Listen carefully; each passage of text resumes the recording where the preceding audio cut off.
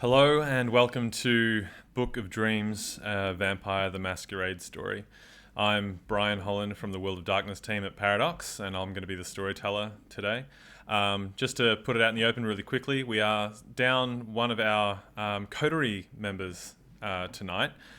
Sophie is currently flying somewhere between Berlin and Australia, but the good news is she'll be back next week, next episode, in our time zone, which is super exciting, and we really do wish her the safest of travels. Before we get started tonight, I think we should just go around and meet not our vampires, but our mortals, starting with Sharon, who's previously been known as Laurel. Yeah, I know. Me and my basic white girl name. Yeah, so Sharon, I am an atelier assistant, and I bone corsets all day. I live in the bone zone in Melbourne. Yeah, I know. I know. I made the joke in my head a million times, and it never came out quite funny. And I thought I'd make it on stream anyway. But there we go.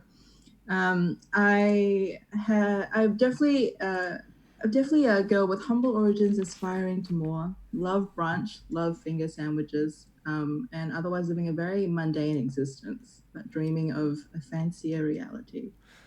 And then we have the surprisingly blood clotless Maxine Day. Hello, I'm Alex. I'm playing Maxine Day, known to her friends as Mad Max because this is the 90s after all. Big fan of Melbourne's punk scene music culture. Spends a lot of time at the toe. Works security quite a lot. A lot of private gigs. Loves her job. Really excited for just another, chill night on the town, honestly. And lastly, before she was our very own freaky deaky leaky Zamitzi, Karen Jones, who, this is going to be an Origins episode of some degree for most of us, but for Karen, we're not going to be going too far back. So please say hello. Tell us a bit about Karen. Hello, so I am playing Karen, and I am your favourite soccer wine mum who is apparently a vampire in the modern day and age. Though this origin story certainly didn't happen very long ago because I'm very, very newly turned, and I want a little bit of attention, and I'm going to get some tonight. It's going to be good. It's going to be good. So into CrossFit and all that sort of stuff. So, yes, welcome again to Book of Dreams, episode 4, Where Went We? And while we are going backwards this week, I think we always need to acknowledge that we are going forwards to begin with, always. As we return again, some months or years or weeks from now, when Terry Maldonado, the Bruja Anarch, finds himself in a room with a group of people he does not know, telling them a whole bunch of stuff that he certainly shouldn't be telling them. Because he's looking up now from his little book in which he says he writes everything. And he's rubbing his eyes. And he looks to each of them in turn. And he places his book down. So, none of you all realised what happened in the kitchen that night when Mr. Mira or Joseph came back. It was at the same time that Shelley and Max were at the burned out restaurant, Little Burke Street, where they found me, which was great because I'm fantastic. But I started telling you all this to point out that you were thinking too far ahead. You weren't thinking backwards enough. And I know what I'm doing. So the main prospect here is that I told you that everything that happened with Shelley in the 90s completely matters to what you're looking at. That's why you're missing all this important stuff. But none of you have, all the fucking questions you've asked me, not one of you have ever asked me about any of the other ones. And it's just as fucking important. So before I tell you about what the fuck happened in that kitchen, and believe me, you won't believe it, but before we get to that, and before we get to me waking up and having to deal with Max and when they inevitably let me go, this is still really tender, by the way. we should go back a little bit more because we think a lot about, well, I think a lot about our mask and our mean, right? So our mask is who we present ourselves to society as. What is our mortal face? Who are we around the kind? And then our mean is who we are underneath, who we actually are. We are monsters. And I think it's easy sometimes to forget. I don't think I have either or. I think I'm just awesome all the time. There are 6 things that we need to tell you first. And I'm a little hazy on some of these details, so don't point them all out to me. I hear things first, second, third hand, whatever. But I'm assuming that little pile of files over there is gonna, if not fill any of the gaps, then at least confirm what it is I'm telling you. So, bear with me. I'm gonna milk this, like I said.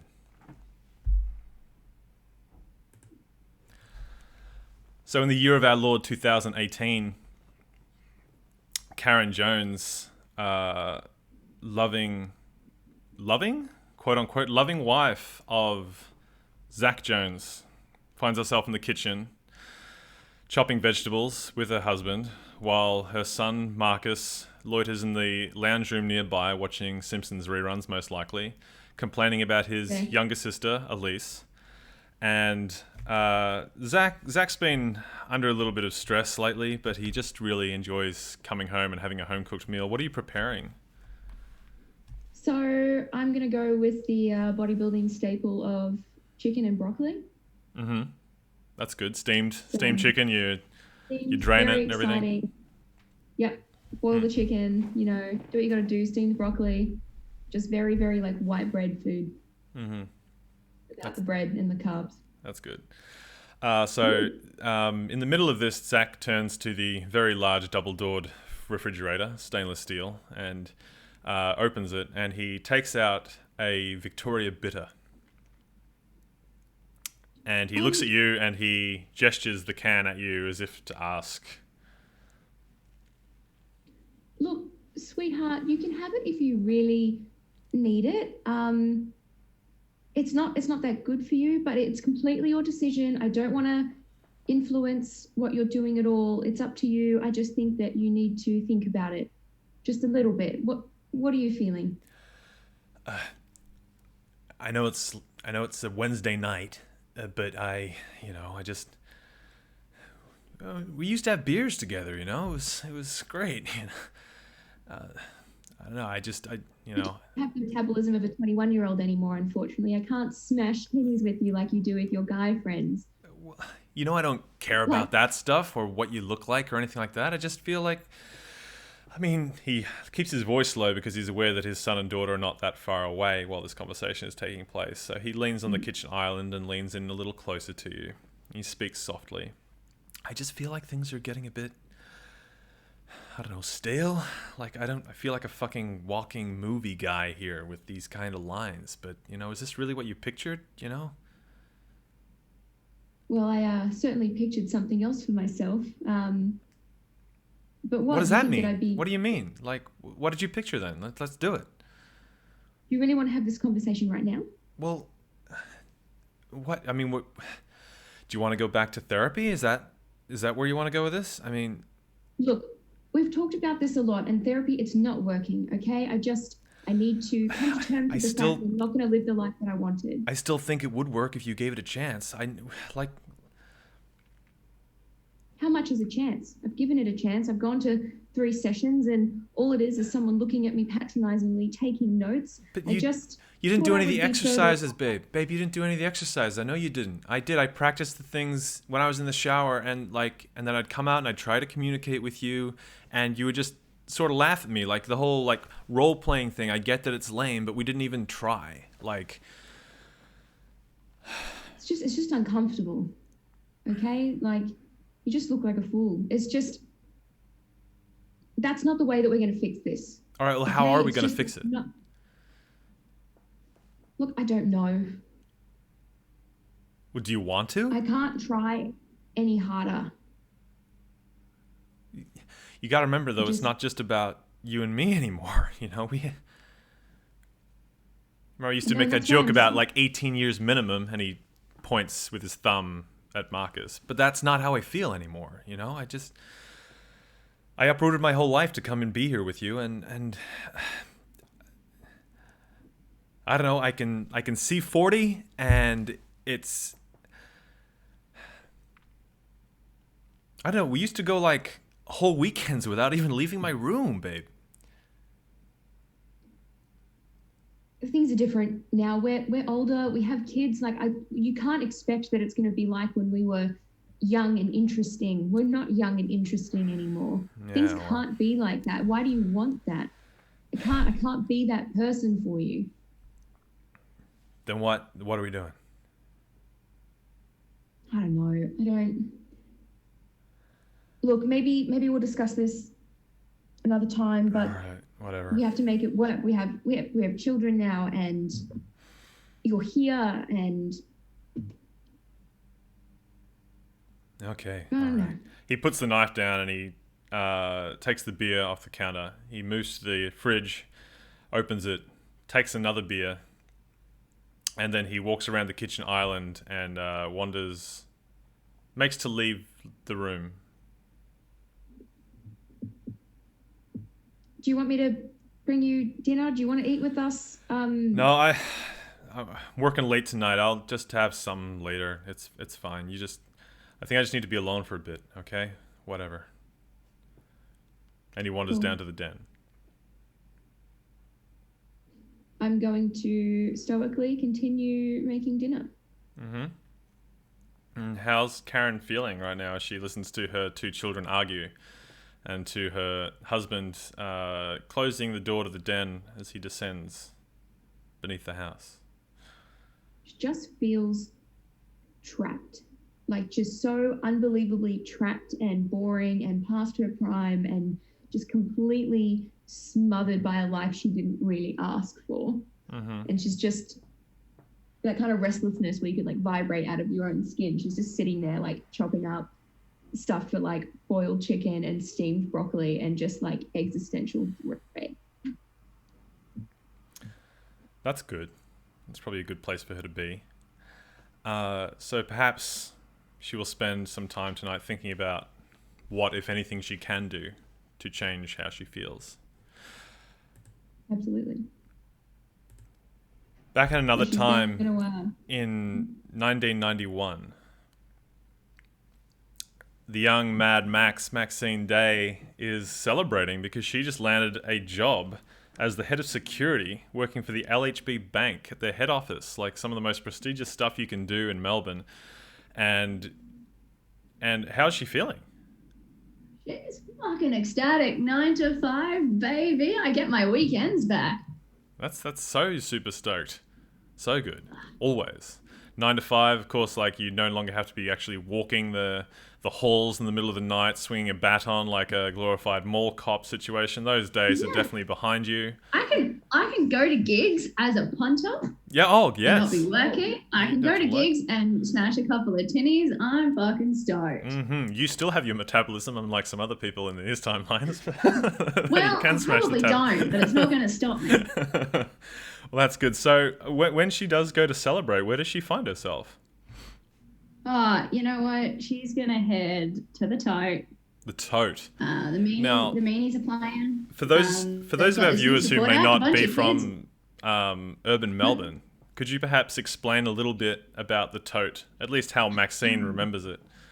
What is the tote? The tote has been legend in Melbourne's north for decades upon decades. It's where all the real good bands get their start at the tote, right? Tonight it's the Meanies, and they've been around for a little while. So we're gonna go see the Meanies, but they've got this new support act, right? A bunch of kids just moved to town. This is like their third gig. They're meant to be pretty good. Call themselves Spiderbait. Can't wait to see what they come up Spiderbait. with. Wow, it's all happening. I'm just gonna Great. use our Fantasy Grounds here tool to get a look at. This was Melbourne's skyline in 1991. I'm just going to drop this into the chat using our Fantasy Grounds thing too, just so everyone can check it out, which is pretty exciting. There we go. Sufficiently bleak. Yeah. So, what's she drinking? Oh God, whatever's cheapest, probably Carlton Draft. Yeah, right. Yeah. Just tinny after fucking tinny of Carlton Draft. It's spinning up. So whereabouts is she when Mick sees her? Oh God, probably at the bar. Shouldered her way past a couple of old guys just to get to the front of the bar. And is in like a back and forth with the bartender who's a friend. Yeah. Asking for a Carlton Draft, and he's going, don't you want a gin and tonic? Nah, Carlton Draft, mate. Don't you want a whiskey? Nah, Carlton Draft, mate. All right. So you pour, and are you getting a pint or a half beer? I'm getting a tinny, so I can go back into the band room. Oh, right, okay. So you get the tinny, and it's placed in front of you, and you have a sip, and it's delicious, and you continue to talk to the bartender. Now I have to ask Max, because when she remembers Mick, what was it that about him that struck you before he approached you when you were talking to the bartender? It's almost as if you felt him in a way before he got close. It was the way that he was going through the crowd. Like it was fucking pumping at the tote, right? But so he was packed, and people just moved out of his way. Like he didn't have to push through the crowd. You always have to push through the crowd. He didn't have to. There was always a space for him. Space opened up for him. Every single step he took, people moved out of the way. And despite this, as he approached, the veritable sea of human bodies parting for him as he goes, and he arrives at Maxine's side, her partially sipped Carlton Draft sitting in front of her, and your attention just briefly is drawn to the opposite side, as if you feel something was brushed against your left. And when you turn back, the man next to you, who is, got a quintessentially sort of early 90s attractive. He's got a very chiseled jaw. He's got dark, deep eyes. He is sort of that type of hair that's halfway between kempt and properly messy. It's hard to tell if he just didn't comb it or if he spent a long time trying to get it to look like this. But he's now holding your Carlton Draft, and he's looking to the side, and he is sipping it. Oi. Hey, oi, that's mine. Oh, no, I'm absolutely certain it is. And he sets it back down in front of you. You can have it. Oh, no, it's fine, please. You can go ahead there. I just wanted to try it. I haven't really had anything like that before. Use your beer here. You haven't had a Carlton Draft before? No, I haven't. I just got off the plane earlier today. Oh, yeah, no, the accent. Right, yes. Yeah, welcome to Melbourne, eh? Cool, yes, welcome. What's your name? Oh, Max. Max, that's a lovely name. What's it short for? Oh, Maxine. Oh. Right, nobody calls me that except my mum, and she only does that when I'm in trouble. Oh, all right, well, we don't want to get you in trouble now, do we? I can't say I've been here before either. I just happened to see you from across the way, and, you seemed somewhat interesting, and you can't tell if you're here with anybody, and, well, I don't know. Thanks for the sip of your Carlton Draft. Yeah, no, you keep that. I'll get another one. Oh, okay. Well, I mean, if you're going to buy me a drink, I think I need to have another one. Yeah. Yes. So. Yeah, I'm buying you a drink. No, that's nice. I appreciate it. So, what do you do? Security, mostly. Security? Bit of private bodyguard work, mostly security. Oh. Just got a new gig, though, starting Monday. Out here to celebrate a bit. I'm sorry, I'm a little bit buzzed.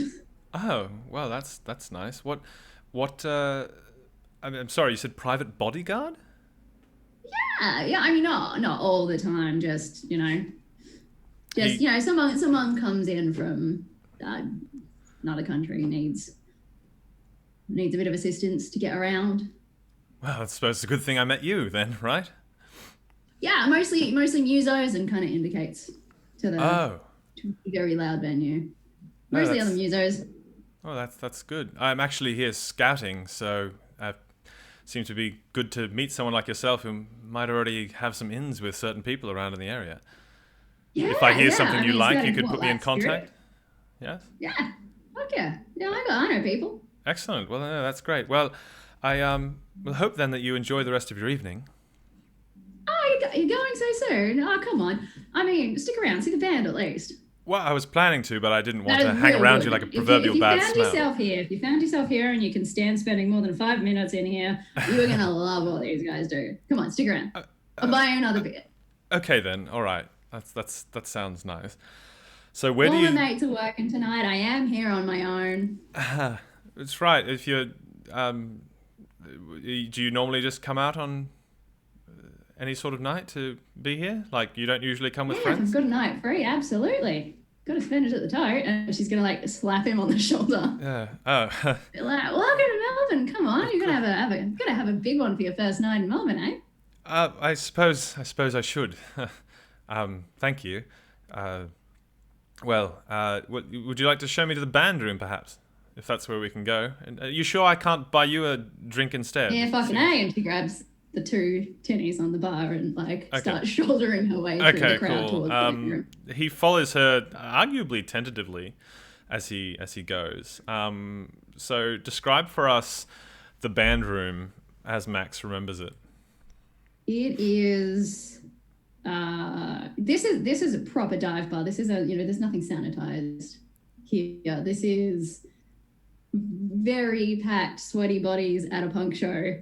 It is there is no mosh pit. The whole floor is the mosh pit. Everything's the mosh pit. Mm-hmm. There is no place to stand that you are not being jostled by bodies, and it is loud and it is raw loud. This is a lot of feedback, not great speakers. Mm-hmm. But everybody's happy and having a good time.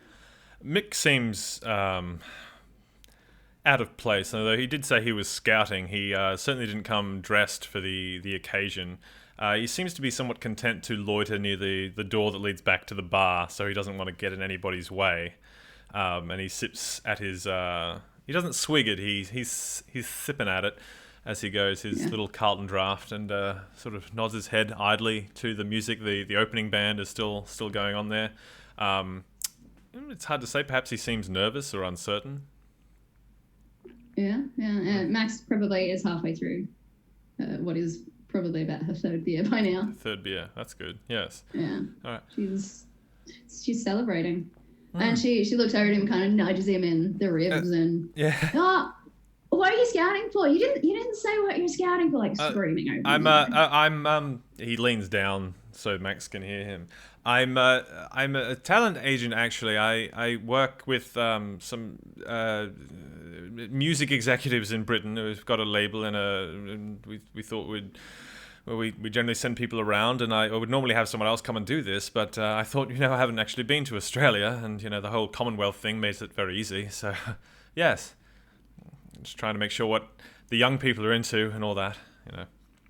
And Max is gonna indicate with her chin at the stage where the very young and fresh-faced individuals are absolutely tearing it up. Mm-hmm. Moderately well. Yeah. They're gonna be big. They're gonna be massive. We'll be going to reunion shows for these guys in 25 years for sure. Okay, that's exciting then. That's good. Well, yes. So, where did you say you do security? I've done it all around. I do it at I've done it here a couple of times. That's why I know everyone. Okay. So I'll sometimes run security here, or I'll do corporate shit. Banks. My new job's with the bank, so. Oh, cool. That's exciting. I like the entertainment stuff a bit better, but the corporate world just. I assume that's where the money is. Yes. Well. Oh yeah. Yeah. Excellent. Would you mind, sorry, awfully terribly, holding my beverage for me? I'm just going to use the bathroom. Sure. And she's got 2 in one hand and 1 in the other. Okay. Yeah. Cool. And Mick, he wanders away and he goes to the bathroom, but he never comes back, and Maxine doesn't see him again for the rest of the night. Crush the other 3 beers, I guess. Yeah. Going further back still, in merry old 1962, and I also have a Melbourne thing here for 1962. Sharon Miller, can you describe for us where you work in like a late afternoon on a Thursday, what does your place of business look like? Okay, late afternoon on a Thursday.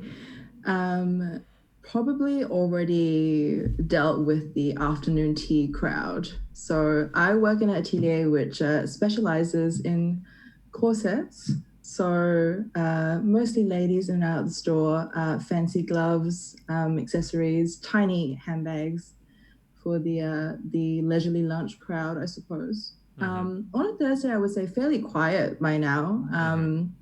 Again, everyone's pretty much packed up. I'm probably stacking boxes out the back somewhere. I've got a whole bunch of plasters on my fingers from being very clumsy and sewing for most of the morning. So I'm probably a little bit run down and a little bit tired. So when Talitha, your boss, she returns bustling out into the back room because she's had lunch. You haven't had lunch yet. Describe us, what is Talitha like? What is Sharon's relationship with Talitha? Talitha would probably be an older sister figure if she weren't so catty. Oh, okay. Yeah. If she weren't so catty and I suppose well put together, Sharon would feel a lot more comfortable around her. There's very much this is I am the boss. You work for me, and I'll treat you like my friend, and we'll be gal pals. But that's really it. You're gonna do all the real work here. So, Well, she comes back holding. She's got a napkin with a half-eaten cupcake in it, and she's picking at it. And she sighs and she says, "Sharon, darling, how was everything? Was it good? Did I miss much on the lunch rush? I assume everything was fine. Did you get the shipment unpacked yet? You got inventory on Saturday, don't forget." Yes, no, of course. I've just been out back leveling all the boxes and everything, and you missed pretty much nothing. All right. Well, that's with good. Well, I had an everything. excellent lunch meeting with a representative of this man Philippe. You don't do anything on Friday nights, do you? You don't have like a boyfriend or anything, do you? You wouldn't, right? Oh, I picked that correctly, right? Anyway, you're free on Friday night. I need you to be. Yeah. I need you to come in Friday night rather than Saturday morning. I'm going to do the inventory on Saturday morning, but I need you to come in Friday night. Normally I would, but Andrew's taking me out, so I can't come in. But it's this gentleman Philippe who's flown in from Europe. He's terribly jet lagged, so he wants us to come in and he's one of those. Have you ever met a European, Sharon? I don't think you're very worldly. can't say I've been well acquainted with any Europeans in my time. Yes, well, his associate, and I must say they have a lot of money. So if you're nice, he might give you a tip like they do in America. Have you heard of how they tip people who are good at their job? Yeah, they sometimes do it here as well, but you might not have concept. experienced it because you might not have given the correct level of service to warrant a tip. Yes, probably. Yeah. Right. I mean, you know me, I'm not very worldly. So. No, well, as I said, the European people, especially European men, will tip quite generously. So I won't be paying you anything extra because I'm sure you'll make it up in the tip from Philippe. But he's going to be terribly jet lagged, so he wants to come in the evening. So if you can come in on Friday, he wants to be... She looks around conspiratorially. And I think he's one of these dandies. Have you heard of these? Once again, I'm not very worldly. Well, he wants a corset, but it's not for his mistress or his wife. Oh, is that fine? Do we do that? Well, I'm sure you have the skills to do it. It's just like anybody else. I'm sure when we have a full-bodied woman come in here, you figure it out as well. It's no different with a man's body, I assume. But I'm trusting you with this, Sharon. Am I misplacing my trust or what? No, of course. I will be more than happy to sort this European customer. Yes, out. Philippe is his name. I'm not sure. He's from, I don't know, Spain or... I don't know, Turkey or Russia, or I don't know where exactly, but he's very wealthy, exceedingly wealthy, and I'm not sure how long he's going to be here for, but apparently he heard about us from one of his associates who lives in London. London. Yeah. Well, apparently there's not Wow. many. Well, I mean, I knew this, but in all of Australia, there's really only us that still do everything properly, like the boning exercise with the whale bones and all that. And that's what he wants. He wants it authentic. Ah, I see. Right, a collector. Okay. Okay. Right. No, I can do that. Excellent. Yes, I will not let you down. I promise. Excellent. Now, if you could just wait a little longer to have your lunch, I've got another meeting with somebody else, another prospective buyer. So if you could get you back out on the shop floor, just in case anyone else comes in, you should be right. And if you don't get lunch again today, like it's just, well, it'll be fine. You'll be okay. Right? Doesn't hurt anyone to skip a meal every now and then. You know what I mean, Sharon? Yeah. Well familiar with that. Excellent. Well, I'm going to go. She continues to eat her cupcake. Well, Friday night, do not forget. I know you've got the next couple of days off, but do not forget. Okay? Friday night, I will be there. I promise. Talitha takes her leave. And Sharon, you have to go back out onto the shop floor, and it is still fairly quiet because just after lunch hour. How is she feeling? Well, like after every encounter with Talitha, probably very defeated, in need of a stiff drink. Just, really, really enthused about living. There could be. She wants nothing more than out of this job and out of this life. She is tired of Talitha ordering her around, but to get places and to go places, you need money. So this is it. This is the grind of existence in the 60s Melbourne. And who does she have to cancel with on Friday night? So she's got someone that she knows through a family friend.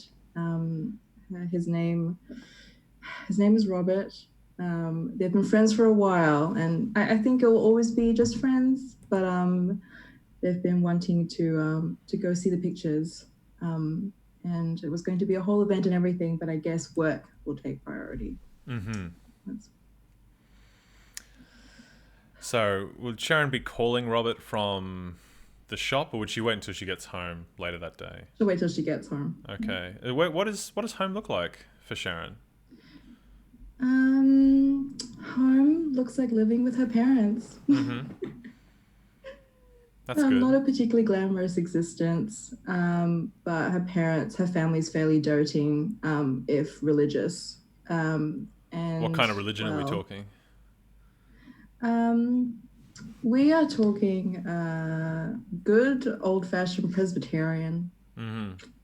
Yeah. It's good. So wholesome, God-fearing family. That's nice. Yep. Yeah. Wholesome, God-fearing family who are convinced that working at the atelier is going to one day snatch all of her morals away. Oh, okay. Yeah. But That's good. So the phone is in the kitchen, just where your mother is preparing dinner. Of course, in the 60s, the phone couldn't, go too far away from where it was. So she is where she'll have to make a phone call to Robert to cancel on him on Friday. Yeah. It's fine. Right. Well, I guess my mother probably knows, I suppose, what's going on. She's aware that Robert and I have a relationship, but he's also from a God-fearing family, so I think she's quite reassured, potentially, maybe relieved that we're still in touch. But yeah, I've got no problems making the phone call in front of my mother. So, yes, you are, or you say you are going to, or I will. Might as well bite the bullet. Okay. Like, I've just had the longest day. I'm tired and I want to get it out of the way. Hello. Hi, Robert. Sharon, how are you? It's been a day. It's really been a whole day. It's just.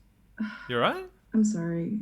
I will be. I think I've got a big thing coming up at work, which is going to be exhausting. But it does mean that. I'm really sorry, darling, but I don't know if we're going to be able to see each other on Friday. On Friday? Oh, but it's just, you know how long it took me to convince my parents that it was okay for you to come over for dinner, and your parents too. So I'm worried that if we cancel, like it might just be ages until we can see each other again. Look, I will work on my mother. It'll be fine. I just really can't. I can't not go to this work thing. You know how hard I've been working to impress Talitha, and I know that you think that she hates me and that she thinks I'm a bore, and it's just all that. But it just seems like this time there's a really, really big responsibility at the shop, and this could really mean something for me. It's gonna be a foreign all right. customer. I did think it's like if you're sure that working in like underwear or whatever is the career for you, that God has like outlined for you. But whatever, it's fine. I don't want to get into that again. So what's the? I mean, okay, let's be excited. What's the big what's the thing that you're doing on Friday? Well, there's a customer coming in from Europe, and they heard about our work from someone in London. So it's going really? To be, yeah, I know, London, like the big leagues. It's going to be exciting. Well, she must be like famous or something, right? If she's getting her own like special whatever, like shopping thing. Well, I don't know. I didn't really catch her last name, but she must be quite the big shot in Europe, I suppose. Oh, what's her first name? Because my dad like loves European movies. It's like all he watches. Like he still wishes that we still lived in Greece. So that's all he does. Oh, I'm just trying to remember. It was just such a rush today when Talitha was talking to me about this. It was just, but either way, I have to be there Friday night. So I'm so sorry, darling. I know it was just very short notice. But well, I mean, like, what, you don't think there's any chance that it won't take super long and you could come in maybe afterwards or something? I don't know. Well, I mean, maybe if it was just a fitting of some kind, they were coming in the evening. That's okay. Like, I don't want to put too much pressure on it. It's okay. Like, thanks for telling me. Like, I'm disappointed, but I'll pray on it. It'll be good. Okay. Thank you so much, darling. You are so sweet. I don't deserve you, honestly. Back in the semi-modern day in 2018, Karen, you live in a fairly cavernous house. It's easy for you and your whole family of 4 to spend the whole day together without really necessarily running into each other or even looking at each other. So where does Karen retreat to when she is on her phone doing whatever it is she does on her phone? So it's true that the house is very cavernous and no one can see each other, but also there are 2 children in the house. So Karen will take privacy where she can get it, which means that she's in the bathroom. In the bath? In the bathroom. So potentially having a bath, potentially peeing, just any way that she can get a little bit of privacy. She's in the bathroom. It's a special place. Very special place. And what's she doing on her phone? Who is she speaking to? If anybody. She's made herself... She's like, she's messaged a couple of her friends and she's touched base and she's trying to get a bit of emotional support. But no one is really that equipped to help her because they have more idyllic marriages and she's just feeling quite stifled. And she's made the decision to make herself a Tinder account. And she doesn't intend to meet up with anyone or use it too much. She's just heard about it from some of her single girlfriends and she just would like a little bit of a boost, a bit of a pick-me-up. She'd like a dopamine hit from some attention. So what is it then? What was the first message that Joseph sent to you that's made him stand out from all of the other dozens of people that had matched with Karen? So a lot of people are talking about like the way that she looks and her hair, and that's completely fair, and she's not really interested in those ones. But there's one from someone called Joseph, and she's replied to it because not only does he compliment her dog in the first message, he also says that there seems to be something a little bit sad about her in her photos, even though she's smiling. What does Karen say to that? So she replies, "Oh, lol, thank you for the comment on my dog. He is gorgeous. Ha ha ha. What do you mean I look sad?" He says back, "I can see the sadness in your eyes. Frowny face." she's going to reply, what would you do about it then? I don't know. It's hard to say. Next message. Why don't we have dinner and you can find out? Karen's kind of look at her phone and be sort of like torn a bit back and forth. And she's like, well, you know, like getting dinner with someone isn't really cheating. Like it might just be a conversation. This person can tell that she's sad. And so she's going to reply. Also, pointedly in Joseph's profile, it says that he's here to meet people. Doesn't say anything about, you know, maybe he's just one of these people that uses Tinder to like make friends. All right. She's going to reply. Those people that exist. What's in it? What's in it for me? He says, dinner, friendship, whatever else. The next message then says, but I almost guarantee you a genuine smile. Smiley face. All right. Karen's going to reply, sounds good. I'll take you up on your offer. Pick a place that doesn't serve carbs. He sends back the thumbs up emoji. Followed Karen's by... like shaking. Like she's very surprised she's done this. Okay. He says, I really look forward to it. When works for you?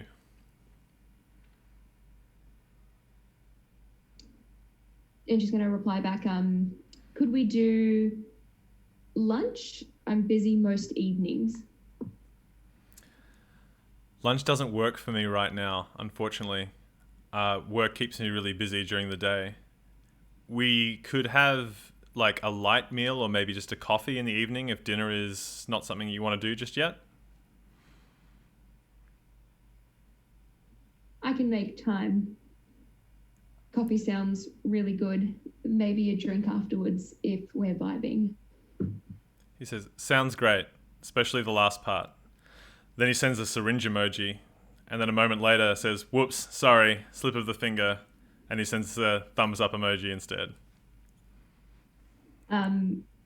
Karen's not too worried by this because she's already feeling like she's been naughty enough. She's preoccupied with her own thoughts and doesn't think too much of the syringe emoji that she's just been sent. All right, so while Karen gets ready for her date, and I'm just going to ask Karen if you need me to turn off the camera just for a moment. Yes, no? What am I doing? Would you like to get ready for your date? I'll just take you off screen. Yes, I would. Yeah, all right. Yeah. I'll do that. Give me 1 sec. Okay. Oh, no. We think we've lost her. Hopefully she comes back okay. We just knocked some things around. No, she just turned the camera off. I just turned the camera off. camera's Okay, just hopefully that resets itself then. That's all good. I was just going to turn it off for her, but that's all right. Oh, sorry. Sorry, yes. Just shuffle the windows around. It's okay, because the important thing is Maxine is in the right place, and we are back in 1991. And now, Max, that night you got, like, how late did you stay out that night? Not too late. Like, sun wasn't up. Mm-hmm. Maybe 2 a.m. Getting home around 2 a.m. Now, Went a bit hard, a bit early, you know. And where does Max live? Well, she doesn't make that much money. I mean, Collingwood in 1991 is a shithole. Mm-hmm. She probably lives a little bit further out, a bit more suburban. Just in an apartment, probably. Clifton Hill way, just a little bit further out, maybe. Walks home. It's a walk. It's a long walk. What's her place like? About 30-40 minute walk. Yeah. What's her place like? Yeah. Pretty basic. She doesn't spend a great deal of time there. She's big into kind of going out in the nightlife and that. So she's either at work or at a pub, or at a gig. So she doesn't spend that much time there. It's pretty basic. It's just an old brick apartment. It's clean. It's tidy. It's obviously the home of somebody who is methodical and organized, but there's not a lot of personality in it. There's a few signed gig posters up on the walls. There's a huge pile of band shirts in the closet. There's a record player and a really good sound system. And that's kind of the only, there's no like family photos or, it doesn't look like she ever really cooks. There's like It's pretty sparse. Mm-hmm. Clean, tidy, neat, but sparse. Is she the kind of person that leaves her wardrobe door open? Oh yeah. Every, doors and cupboards are left open. You know, there's not a lot of. It's clean, but there's not a lot of care and concern. There's a couch that looks like it was picked up off a curbside. A bunch of empty beer crates with like cushions on top for other seating. Yeah. No table. Everything just gets eaten over the kitchen counter. That's good. Yeah. So how drunk is she? Is the other question. She's pretty buzzed. I wouldn't say she's drunk. Like she's not. Like she's able to walk home without waving. But she's at that real jolly stage. Yeah. She's not slurring or weaving or anything. She'd be let into pretty much everywhere. She'd get into another bar. All right. But it's late, and she needs to stop now, otherwise it's hangover town. So she gets home, and it's quite late. Not the sun isn't up yet, but it's quite late, as we said. She's had a good night celebrating. So she's probably maybe just about to get ready to settle into bed, or maybe just flop onto the couch, whatever she does, when there is a knock at her door. Just a single knock, not like a, but just a, definitely just a single rap. Settles back on the couch. Kicks her shoes off, kicks her boots off, her docks off, and settles back on the couch and thinks about going to bed. Let's assume it was a mistake. Okay. And then again, there's another knock, louder than the first one. Oh, fucking hauls herself off the couch, just in her socks. Open the door. Straight up opens it. There's a baseball bat sitting next to the door, and she's kind of got one hand on the baseball bat as she opens the door. Do you know what fucking time it is? Well, maybe whoever it was did, but they're not there now. Could be some of the neighborhood kids doing the old knick and knock thing on like a Friday night, but it's also like 3 a.m, so that's pretty wild. But no one's there. Fucking Ted, if that's you, I'm not even going to bother calling the cops next time, Ted. I'm just going to stove your fucking head in, and I'm going to shut the door and put the bolts over. That's good. So where is she going from now? Back to the couch or to her bed? No, she's going to shuck her jacket and head into the bathroom and pour herself a whiskey. Detour by the kitchen, pour herself a whiskey. That's good. On the way, turn the shower on, and kind of start getting ready to have a shower and go to bed. All right. Whoa, sorry. We just had our windows shuffle around a little bit, I think. That's okay. So give me 1 sec, everyone. I'm just going to redrag.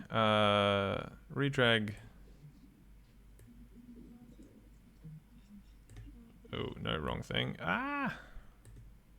That's okay. I'm using this time to get myself some more Good. beverage. Hope everyone's super chill. Karen ruining everything, standard. You're in character. I am. Chaos. Ooh. Sorry. Now I've just... this is great. This is great streaming content. This is great. Excellent. All right. Let me just move This is the behind the scenes stuff. Yeah. We're all good. Everyone can see how I'm doing this. I need to hire a producer. Nah. And we're just going to... I haven't drunk any wine today, thank you, chat. I've been very restrained. I'm not going to drink a whole bottle on stream again. Like we do. Yeah. Karen's like, how much wine you had? Pepsi Max team. All right. So Maxine has poured herself a bottle of... poured herself a glass of whiskey. She's in the bathroom. Yeah. Oh, we'll keep it thematic. She's poured herself a glass of wine for a nightcap. Okay, that's good.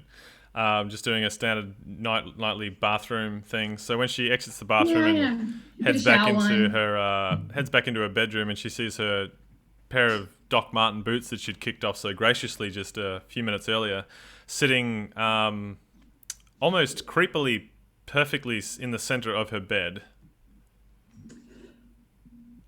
Fucking Toby, and I'm gonna grab the baseball bat next to the door. Well, you would, but it's not there. Fucking. I'm gonna go to the kitchen and get a knife. Okay. Well, you're about to get the knife and pull it out of the drawer when you see the baseball bat on the floor of the kitchen. Pick it up. Okay. Well, pick it up and look around. Yeah, you're still just alone in your I'm apartment. like holding the baseball bat out and Mhm. almost like a torchlight and spinning it around and just No, it's who the fuck is here? it's silent. There's just nothing. Maybe some more wine will fix the confusion. Going back to our glass, which would have been beside the bed. The next morning, Max, you get a phone call very early, considering for how late you were up. The phone in the kitchen is ringing because it's, you have to get out of the bed to answer the phone in the early 90s, as some of us do remember. No. All right, gets out of bed, has like the doona. Yeah. Wearing like band shirt and boy shorts. Yeah. The doona pulled up around and kind of like slugs into the kitchen. Phone still rings and rings. Yeah. What? Hello, Miss Day. Yeah. Have I reached Maxine Day? Yeah, you sure have. Hi, this is Andrew Cooper from LHB. Hi. Yeah, congratulations Great to again hear on your. from Thank you. No, it's great. I'm really looking forward to meeting you. We've had some slight changes though, just for this first week. We know the agreement was a bit different, but we actually just need you, at least for tomorrow in the middle, at least, and I know it's short notice, but we need you to come in actually and just do the evening and just make sure that the evening shift workers know exactly what they're doing. We really appreciate what's going on, but it's the darndest thing. So our evening shift manager, because I know you're doing the day shift, but our evening shift manager actually just quit just last night. So we would really just like you to come in.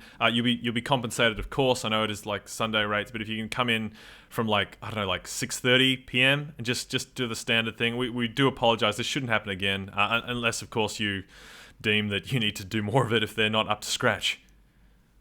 I'm sure they'll be great, and I'll be absolutely happy to. That is no worries at all. Yeah, we're all good. Yeah, absolutely. Starts at what, 6? Well, probably 6:30 to 7, something like that, around there. You know the building in Collins Street. Yeah, for sure. Yeah, I'll be there. Yeah, excellent. No worries at all. And thanks for the call. Lovely to hear from you, and very, very much looking forward to working with you all. All right. Yes, thanks so much. All right, we'll see you then. And thanks so much for your flexibility. We appreciate it. No worries. Okay, cool. When you hang up the phone, you notice that your Doc Marten boots are sitting on the kitchen bench. Back in Shove them onto the floor. 1962, Sharon, you awake in the night to like what you thought was like a yell, like someone just yelled in your ear. Oh. Yeah, Okay. sometimes you get that inner ear thing, and it's almost like you can hear maybe you're dreaming about someone yelling, but it's almost like you can still hear it ringing in your ear. It's a strange sensation sometimes, but it's late at night. Okay. Guess I sit up in bed, look around. Nothing alarming, I suppose. Well, Nothing, your bedroom door is ajar, and you can see the light from the lounge room snaking inside. Now, you always sleep with your door closed because your parents are often up later than you are watching films. Okay. I will head out into the lounge, I think, because why not? I feel like I guess the sensation of that sound is still niggling, so I'm just gonna head out into the lounge. So you peel back the door, and the fireplace is roaring, which is a bit strange. And there's a man seated on your couch with his back to you as you approach from behind. A man who is not your father, definitely not your mother, not your brother, or not Robert. He's sitting there and just muttering to himself, 1, 2, 3, 4, 5, 6. 1, 2, 3, 4, Mm, 5, 6. 1, 2, 3, 4. oh God. Oh dear. Oh dear.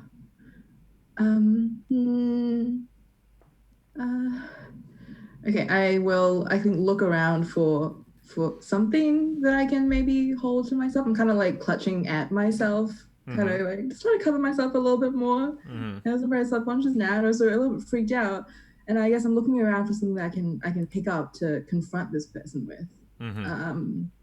I suppose I find nothing, maybe. Well, no, there's a baseball bat next to the front door. Which is strange because you definitely don't have a baseball bat, but there's one there. Okay. That looks hefty. I will make my way quickly over to the baseball bat, kind of have one hand kind of covering myself, and grab the bat and scuttle back over. Has he turned around at all? No, but when you take up the baseball bat, he's still got his back to you. He raises his hand like this, and he says, "Tricks and treats. Don't bring me tricks or treats. Just 1, 2, 3, 4, 5, 6."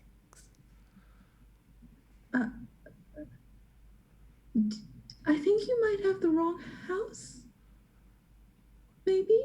He doesn't respond. He continues to count, muttering about tricks and treats and tricks and tricks. And 1, 2, 3, 4, 5, 6. You didn't happen to see anyone when you came in, did you? 1, 2, 3, Hello? 4, 5. He turns his face to you, and most of his face is missing, and that it's not. There's extra bones growing out of his forehead, and he just hisses at you like a cat. His eyes yellowed. His pupils split down the middle. His teeth are caked with blood and gore, and he howls, roars, and hisses at you. And then Sharon wakes up in her bed with the sunlight of the morning on her face. Luckily, oh my God, her heart thundering in her chest. Oh God. Okay, I pray for half an hour. Just fucking praying for half an hour. Just gonna pray for half an hour. Just gonna get up. Just gonna think about the Lord. Just gonna pray for half an hour and try and forget how it felt to hear those sounds come from that half human, half creature. And we'll ponder Satan's influence on my life for half an hour. So you should. Well, that's good. Because you'll have to relax, because later that night you've got your special dressing appointment. So you best get yourself together and ready. Back in 2018, Karen, where can you describe the place that Joseph has said he would meet you? So he sent me a restaurant that I've not heard of before, and of course I checked the menu ahead of time to make sure that I could actually have the coffee there. So it's like a restaurant that also does coffee and drinks. So clearly he's hoping that maybe we have a bit of a drink later. And surprisingly, I haven't heard of it. And usually I'm pretty up on the trendy restaurants and cafes, and it's down a dingy little alleyway. But when you actually get into it, it's quite beautiful in a way that's like a lot of like greenery and plants, but also a lot of neon signs. So it's a little bit cool for a coffee. Definitely Instagram worthy, that's for certain. Oh, good. It's grammable. That's nice. That's good. Is Karen still? Is she on the Instagrams at this point? Absolutely. Yep. No, that's good. She's like, just with a couple grams, got the phone out, getting the angles, just trying to look real cute. So he's not there yet when you arrive. How does Karen feel about this, and what does she do? She feels a little bit silly because, she's married and she's kind of putting herself out there. And even though it's not a date, she just feels quite stupid. So she snaps a few photos, so at least she's got some Instagram content. And then she's going to take a seat because even if he doesn't show up, maybe someone else will buy her drinks and she'll get a bit of attention. And she gets out her phone and messages him and says, not a great first impression being late. Mm-hmm. Almost on cue, just from behind you, he appears. I'm sorry, I didn't mean to give you a bad impression. And then you see Joseph for the first time, and he is quite good looking in all the ways that Karen wants a man to be good looking, I would imagine. He has a gentle charm about him. Like there's something about the air around him that seems to shift when he speaks. And almost, maybe just for a moment, Karen forgets what she was about to say, because as if she were distracted by something. She's just sort of going to look at him and then just feel a little bit silly that she was so unkind to someone who was clearly so captivating, and she'll just say, "Oh, I was just making banter. I'm sorry." Oh, no, that's okay. Like, did you want to sit here or? Where would you like to sit? You lead the way, please. Sure. I mean, there's this. It's really up to you. I can. We can sit here if you would like. I don't mind. I really can't make a decision right now. Like, I'm fine with whatever's Okay. good Well, for let's head over here.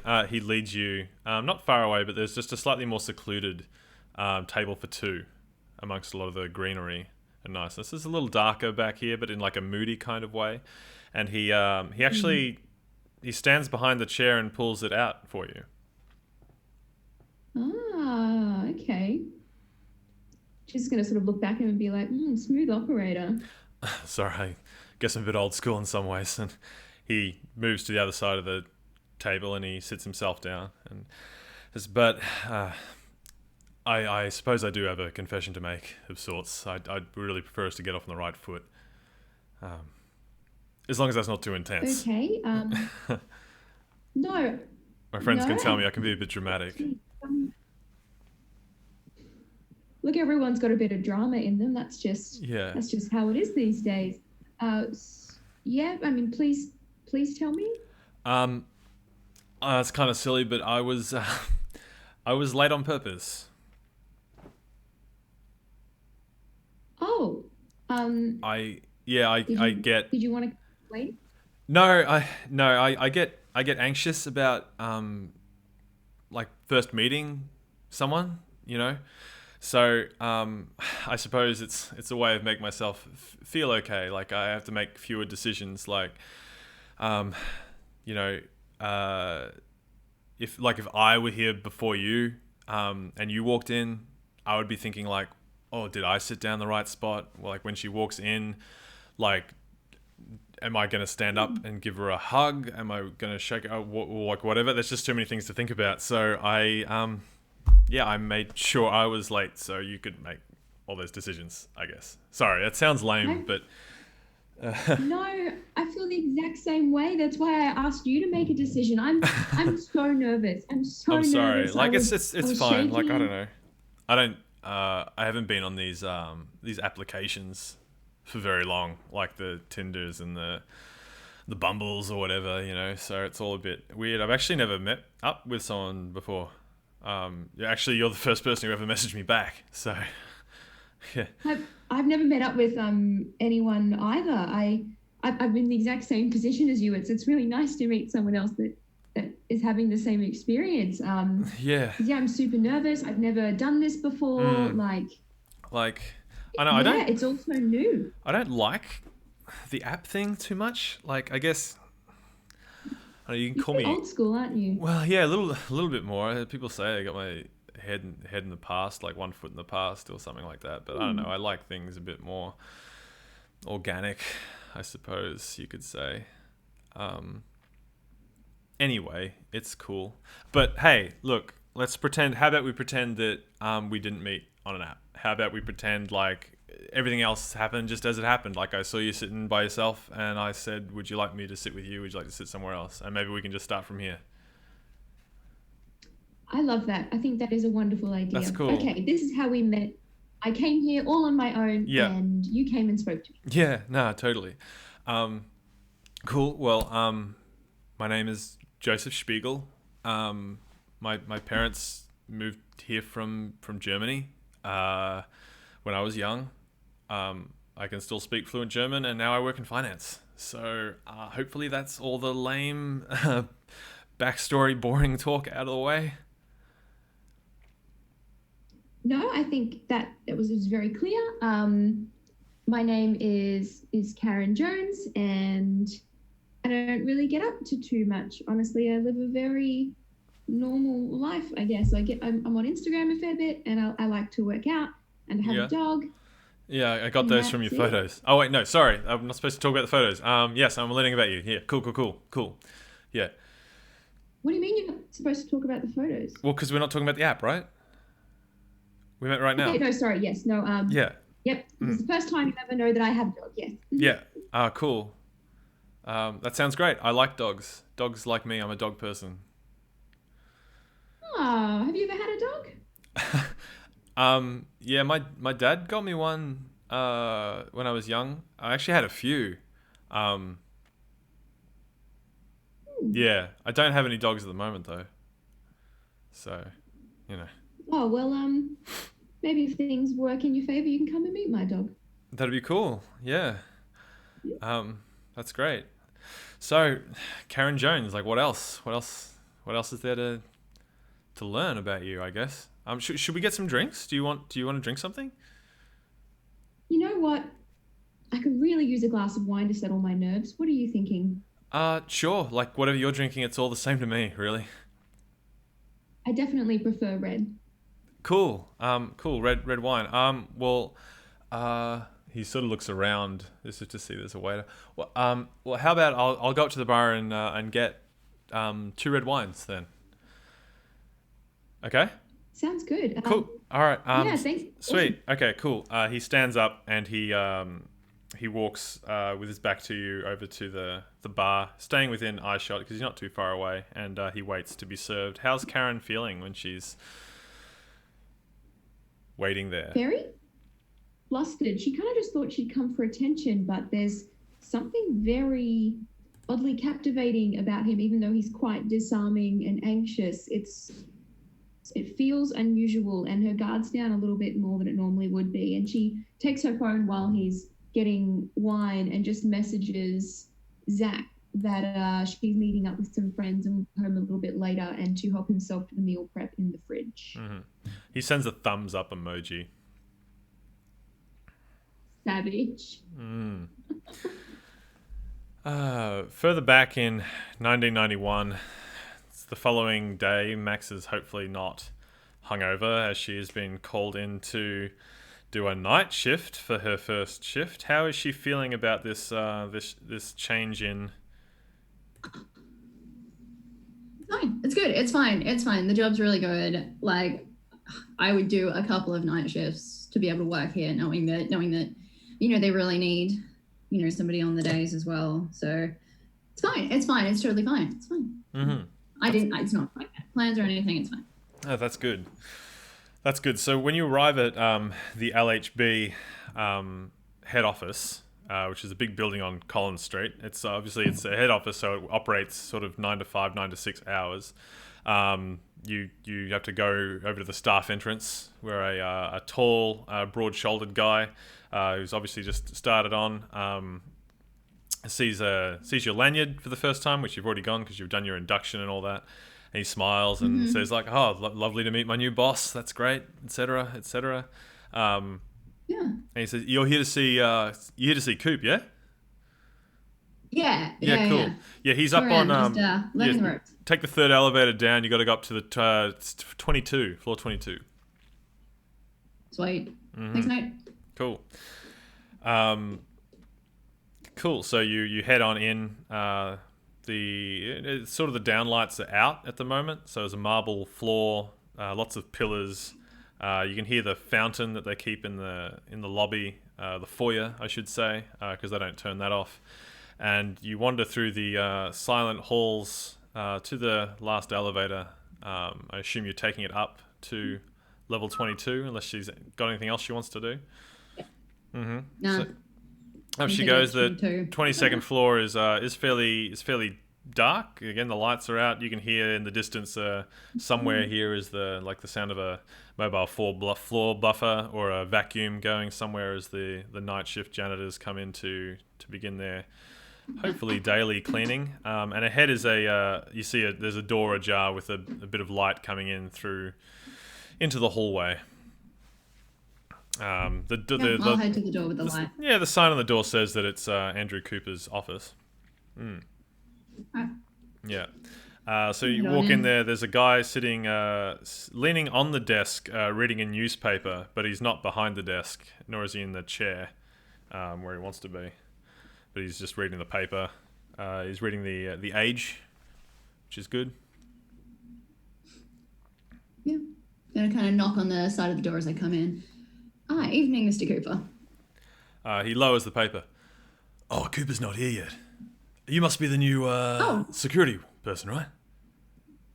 Yeah. Yeah, how you going? Meant to be day shift, just doing a couple of nights to... Yeah, cool. Yeah. He puts the newspaper down and steps forward and extends his hand to you. I'm Victor Luth. I guess I own the place, so you kind of work for me now. Oh, is Cooper coming by, or? I assume so. It's great to meet you. I'm supposed to have a meeting with him as well. Apparently, other night shift manager quit the other day, leaving me pretty high and dry. Not really what I want. Yeah, I heard the same thing. I mean, not a good look for him. And Max will shake his hand. Good, strong grip. Oh, good, yeah. Oh, wow, you do have a strong grip. That's good. So, I mean, I sign off on everything around here, but I must say your resume did sort of stick out to me. You've been around quite a bit. It's exciting. Is it true you were the bodyguard for Blondie when she was here back in '86? Yeah. I mean, one of a few. That wasn't just me. No, well, but they wanted a chick. It's all part of it. Yeah. Okay. Yeah. Sure. Yeah. Women power. All that. They wanted somebody who yeah. could be a bit undercover. Yeah. Cool. Excellent. Well, welcome aboard. Is everything to your liking so far? Well, I mean, my first day wasn't meant to be until tomorrow. So I'll let you know in about a week. Right. Well, if there's anything that you anticipating that you might need, the onboarding process was fantastic. Was good. That's good. That's all I like to hear. Absolutely lovely, and I'm really looking forward to working with you. Yeah. Cool. No, that sounds really good. Max, right? Sorry, Maxine. Yeah. What do you prefer? Max, yeah. Definitely Max. Yeah, excellent. Well, that's it's really cool. I have to keep a close eye on you, I suppose. Not not for any reason other than that you're now the head of my security. I like to work closely with my people. Do you have any questions for me? People sometimes do. No, I mean it all looked pretty straightforward. Nothing I haven't handled before. All right. Well, I must say that's a relief. The security people usually have quite a lot of questions for me in particular. I guess it's because I generally work long into the night. People start to ask questions like, "What does Victor Luth do with his time and his money?" So fellow night out. It's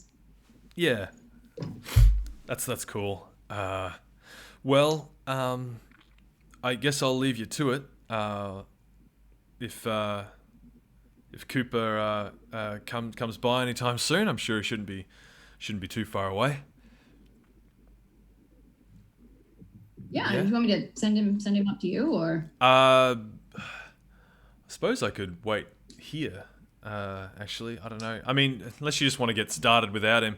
If you just want to head down and see Braidwood in the loading dock, he might be able to help you out down there.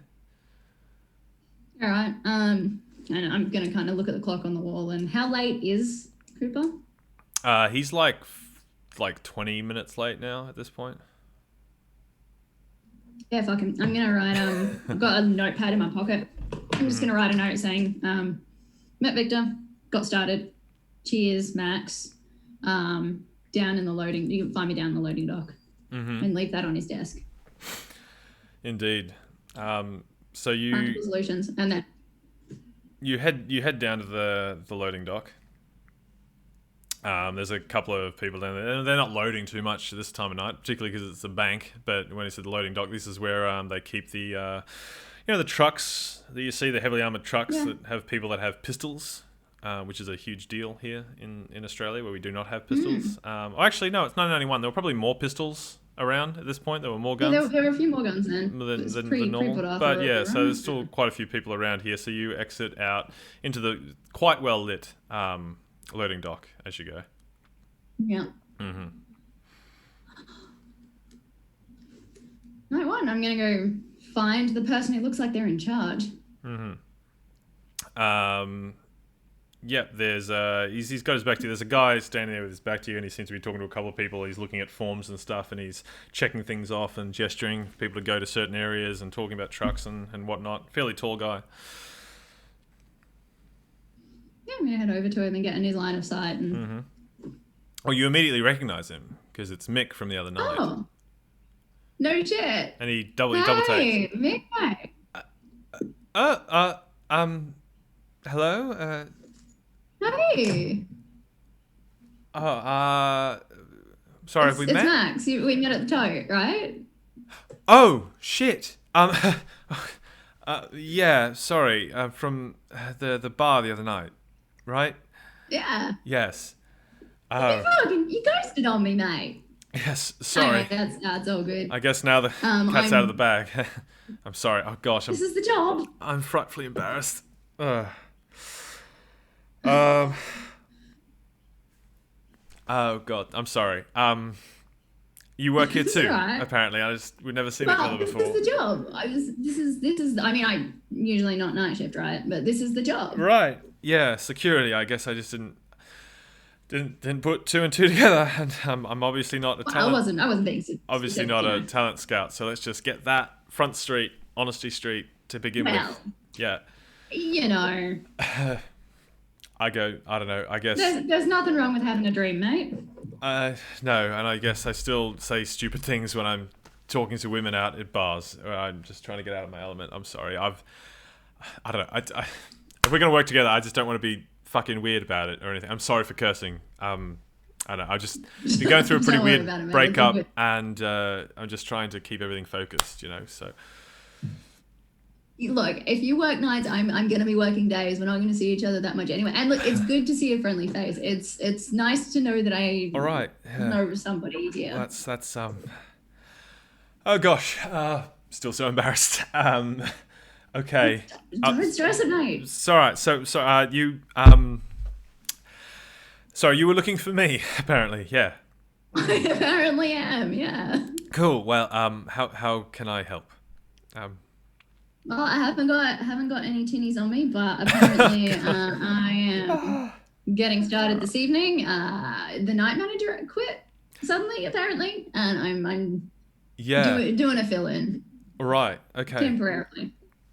That's good. So I could take over major operations during the day. Right. Okay. So you're the night manager. So I imagine you want me to walk you through the procedures and everything here to make sure everything's good to go. All right. Yes, please. Yeah. Cool. You sure you've already been inducted? You want to know the basics? I'll just take you through the back way. Yeah, I know the standard. I'm across everything. I have to be across everything, obviously. But any more detail you can give me on what I need to know specifically for the evenings? All right. Cool. Okay, just last time I'm going to say it, still very embarrassed, but it's okay. We'll be all right. Don't sweat it. Thank you. Not sweating it. All right. Well, let me just put this down, and I'll be right with you. And he walks over to the little side office and puts his things down. He forgets that he's on the other side of one-way glass and just puts his head in his hands and just for a moment before coming out, smiling and just, well, right this way then. And he walks you along and takes you through the procedures. Max is kind of holding a chuckle in the interview. Oh, that's good. In 1962, Sharon is getting ready for her own night shift of sorts. She would normally have Saturday to be the day that she would work. So if there is a silver lining to this whole situation, it's that her working Friday night means that she gets her Saturday off. So when you arrive at the store, Talitha is absent, obviously. It's 6:30. It is winter, so it's The sun is well and truly down. You unlock the door to the store. You let yourself in. You turn on the lamps. What else do you do in preparation of the arrival of the European visitor? Well, I think I'm just going to lay everything that I think I might need on the table. So I've got tape, I've got scissors, just like very therapeutically and methodically laying out all of my tools, like a calming ritual, trying to like forget about Talitha, forget that I can't be with Robert right now, just try and empty my mind so I can be the best at my craft, and give this, I guess, foreign guest the best service possible and get a tip. Mm-hmm. Fuck, I deserve a tip. I really deserve a fucking tip. Tips would be great. Yeah.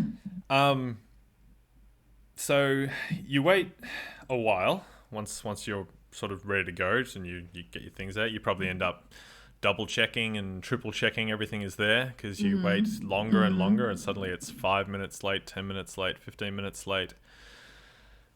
It's almost a full half hour before there is a knocking at the glass door. Okay. I smooth down my blouse, and I hurry over to the door. And I clear my throat, take a deep breath. I will open the door with a smile plastered on my face. And Hi, you're good face to face evening. with a short woman, looks to be of Middle Eastern descent, wearing a lot of black, and she's quite surprised because she had her hand up to knock again. Behind her is a tall man in like one of those half sort of cloak things, and like a big thick scarf, a purple waistcoat, immaculately pressed pants, and he's even got like the spats on the shoes and everything like that. Hi, evening to the both of you. I was really only expecting one person, but welcome. The woman turns and looks at the other man. Lowgren. He looks at you and he takes off his hat and he runs his hands through his hair. He also has a darker complexion. He's wearing pretty heavy eyeliner, perhaps even lip liner as well. It's maybe hard to see in the sort of half light of the evening. Oh, thank you so much for taking me. May we come in, please? Myself and my associate. Oh yes, of course. Please, come on. Yes, of course. He I'm says kinda, like, something in a language that you back. do not recognize because you're not very worldly to the woman, and she nods and holds the door for him as he enters. He removes his half cloak. May I set this somewhere?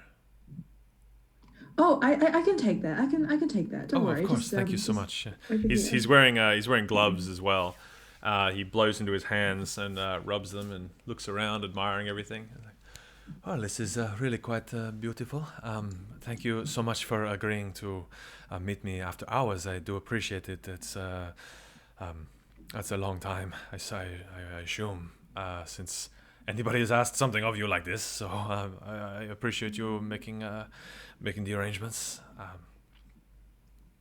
It's fine. Just happy to do my job, of course. Excellent. Do you want tea or anything? Maybe some tea. It must be cold out there, so maybe tea. He turns and says again something in a language you do not recognize to the woman. She nods and he looks back to you and says, I will take some for my associate, but I will abstain. Thank you. If we could just keep the front door closed, that would be best, I think. Maybe locked as well. Just I do not like the idea of a possible distraction. If it is a Friday night and we are in your big city, and perhaps we don't want any drunkard wandering in thinking that we are open, No? Yes, of course. I'll just put your coat away, and then I can go and tend to the door and make the tea. And yeah, no, that's completely fine. Of course, we don't want anyone wandering in on a thing like this, really. Yeah, no, that's fine. Cool. Put away the stuff, go to the door, visibly nervous. Yep. Lock the door. He stands there in his waistcoat and his big fluffy scarf and his dark eyeliner and his lip liner and his gloves and his slacks, and he looks at you and he's wringing his hands almost as if he's sort of nervous himself and says, what if I want custom-made corset for a man's body? I suppose, what do you need me to do?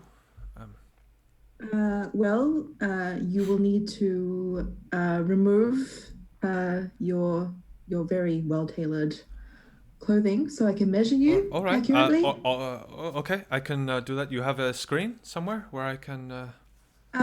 Yes, of course. There's a fitting room just over there, All and right. there's like a very obvious kind of like screen demarcation in the store. Yeah. So I'll just point over there. You can do that over there if you like, with some privacy, and Yeah. you'll have to come back, and I will measure you for your custom corset. Yes, that's right. Yeah. Yes, correct. So he turns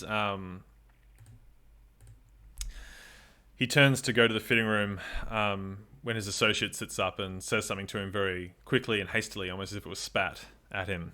And he turns around and says something back of equal measure, and then looks at Sharon and he smiles. I'm sorry, is there somewhere my associate could perhaps sit? We've been walking a very long time today.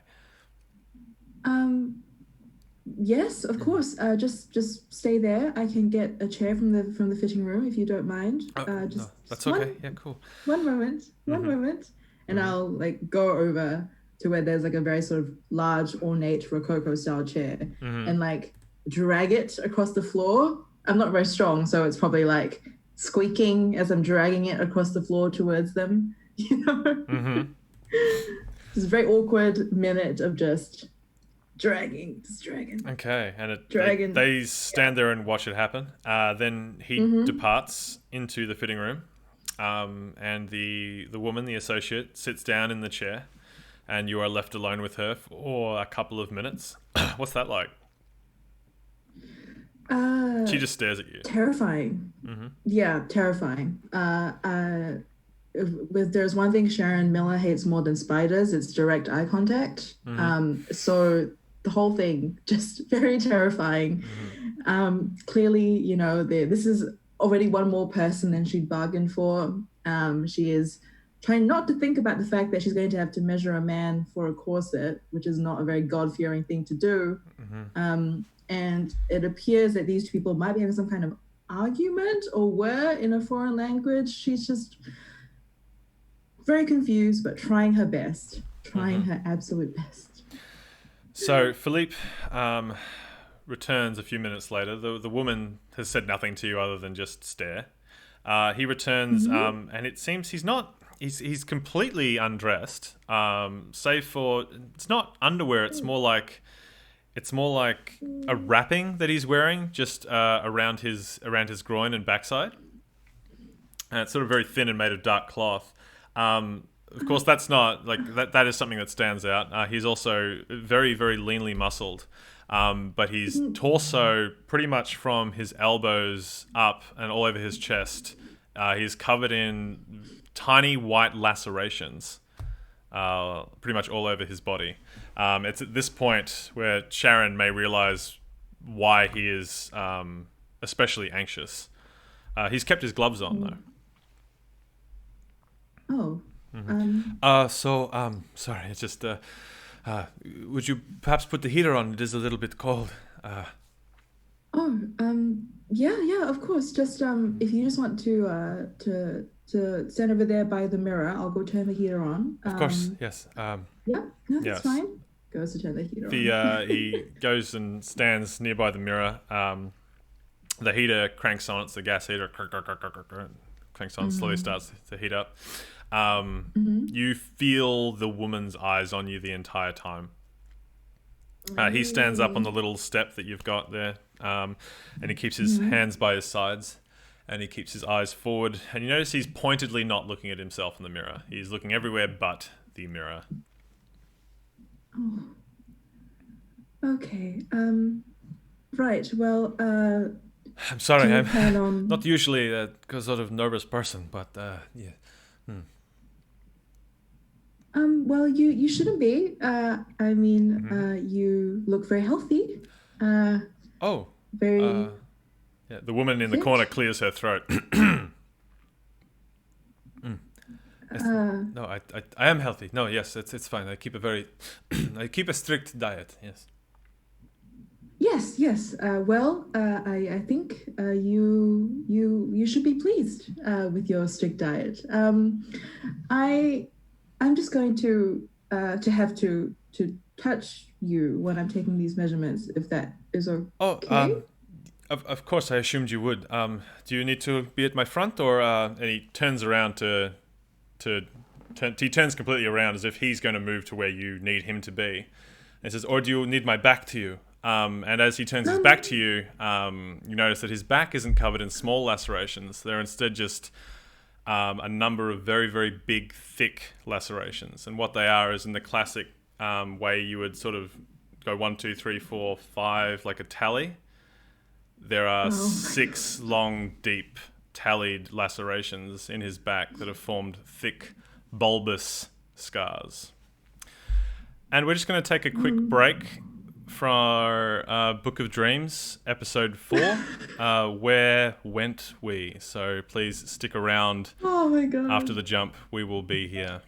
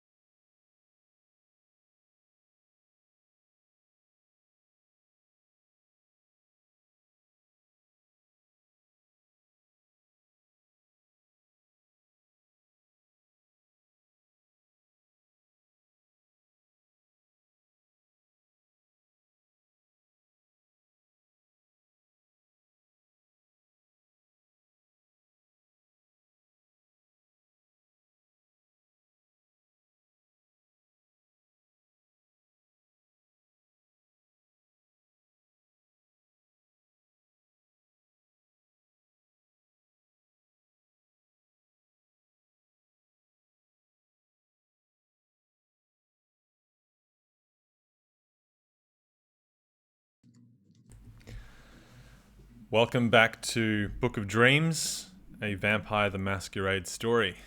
If you're just joining us, this is a little flash sideways episode in which we are exploring the past of some of our core coterie mates, for each of them before they were embraced and brought into the world of the kindred. We are telling the story across 3 different time periods at the moment, and it's going pretty well, I would say. Mixed bag for each of our core little pre-vampires here.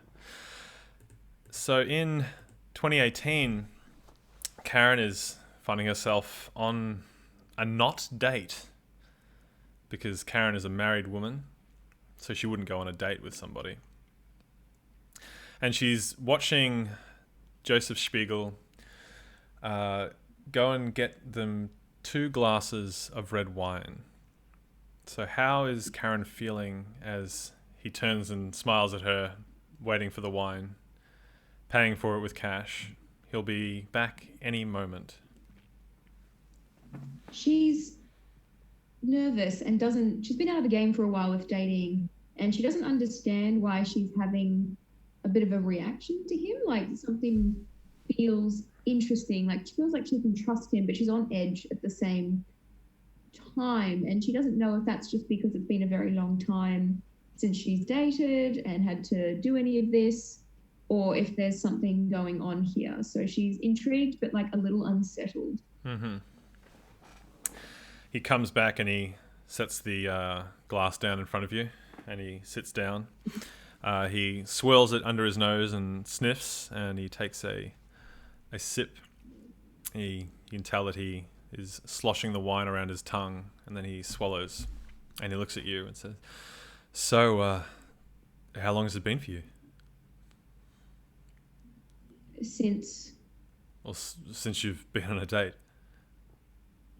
A really long time. A really long really? time. Whew. Yeah. Is this a date? I mean,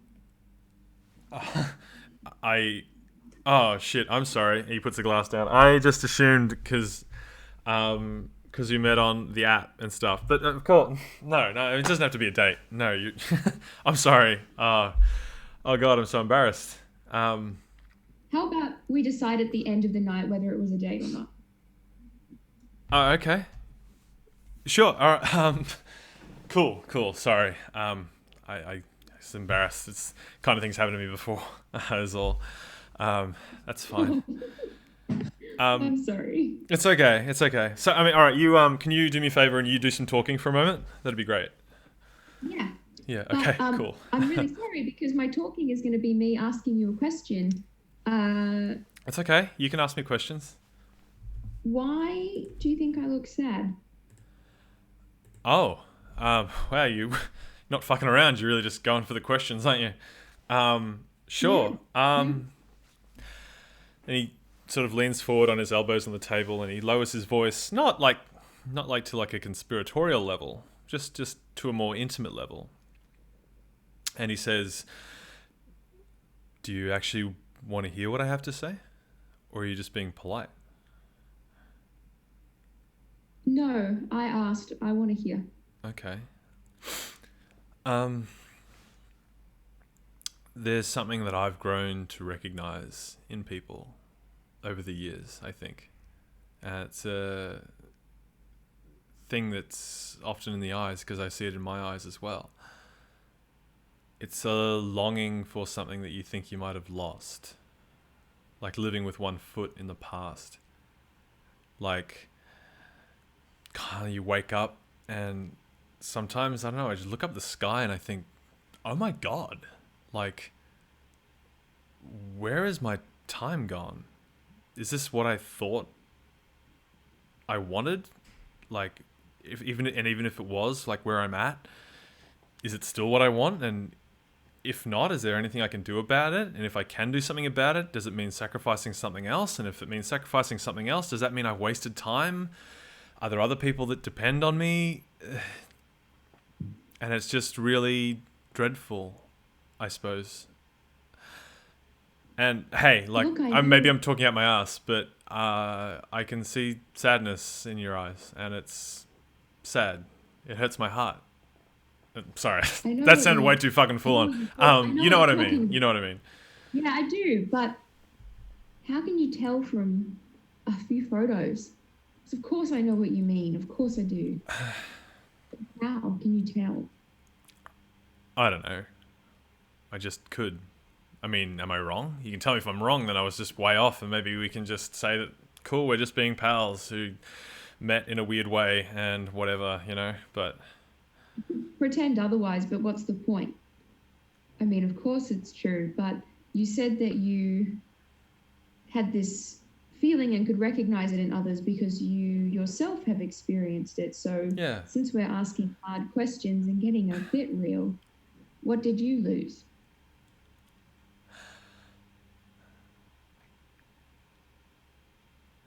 Back in 1991,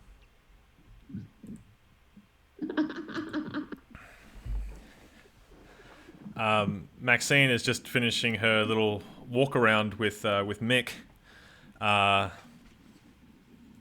It's been about 40 minutes of him showing you around the docks and taking you up in through the service elevator, around, showing you all the basic procedures. Is Max impressed with the standards? Oh, I think you're muted, Max. I think there's some aspects that she's like,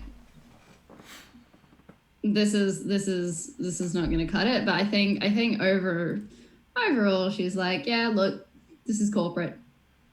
You know, we're not. She's been in some pretty intense situations for her work, and while there's part of it that's like, oh, that wouldn't fly, but you know, corporate world, different game. Mm-hmm. So she's probably going to keep her mouth shut and just note it down a couple of areas where maybe people are not as focused as they could be, or entrances that maybe people could get in very easily after hours, and That's all good. notes it. Doesn't say anything. So Mikhail walks along next to you with his arms folded. He says, well, that's, I mean, that's pretty much my tour, I suppose. Do you have any questions for me? No, mate, that's a bit. Have you met the big boss? Have you met Victor? I don't think so. I mean, I've heard about him. But no, you would have no reason to talk to someone lowly like me, I suppose. I mean, not to sound too defeatist about it, but yeah. No, I've just met him then when I was. Have you seen Cooper actually at all tonight? Cooper. Mr. Cooper. Briefly earlier. Oh, okay. He was late for a meeting with me and late for a meeting with. He's notorious. He's just between you and I. He's notorious for not being good with meeting times and getting things confused. Right. And I mean, he didn't hear from me, but he's a bit all over the place, and I don't think he's really long for this place anyway. But I don't like to gossip or talk about things like that. I just like to focus on my own work and make sure that I'm doing the best job I can do. That's the most important thing. And Max is going to lean in and just say, well, he's late for a meeting with Victor at the moment, so... Oh, really? Oh, gosh. That's, if you see him I don't want to... I'm getting peripheral anxiety just from thinking about that, so that's good. Yes, well, he checks his watch. Oh, it's nearly 10:30. I'm about to go for my break. Really? Would you like to have a cup of coffee? There's a place just across the way. We have a donut and a coffee, if you'd like. If you're due for a. But I was gonna be my only other question is we're not drinking like instant here, are we? Well, some people choose to drink instant in the break room. No, I go across the road to the little donut shop. They make it good. Some people have no taste. I'll agree with you there. So, well, shall I buy you a coffee, seeing as you bought me a Carlton draft? Yeah, just gonna give him a nudge and say, yeah, you can pay me back for them Timmies for the yes, coffee. them tinnies, yeah, excellent. And he lets his people know that he's going, and he takes his little badge off his pocket and leaves it behind on his desk and leads you out the back entrance of the LHB building, just out, which opens out onto Little Holland Street. It's fiercely cold outside. It's dark, but it's not still the middle of the Melbourne CBD. The donut shop is a little 24-hour joint, very, very well lit. And he walks, leads you through there. He holds the door open for you as you go. I'm not sure if Max says anything or refuses that, but that's what he makes to do. Walks in. Yeah, cool. Yes, he follows in afterwards. So there's no thank you or anything. Yeah. She just walks through. So what would you like? They've got all kinds of things here. They've got silly names for all their stuff. I just get a cafe latte. Espresso, Just a what? Just Sorry. black. Just espresso. Just espresso. Okay. Just Would you like a donut?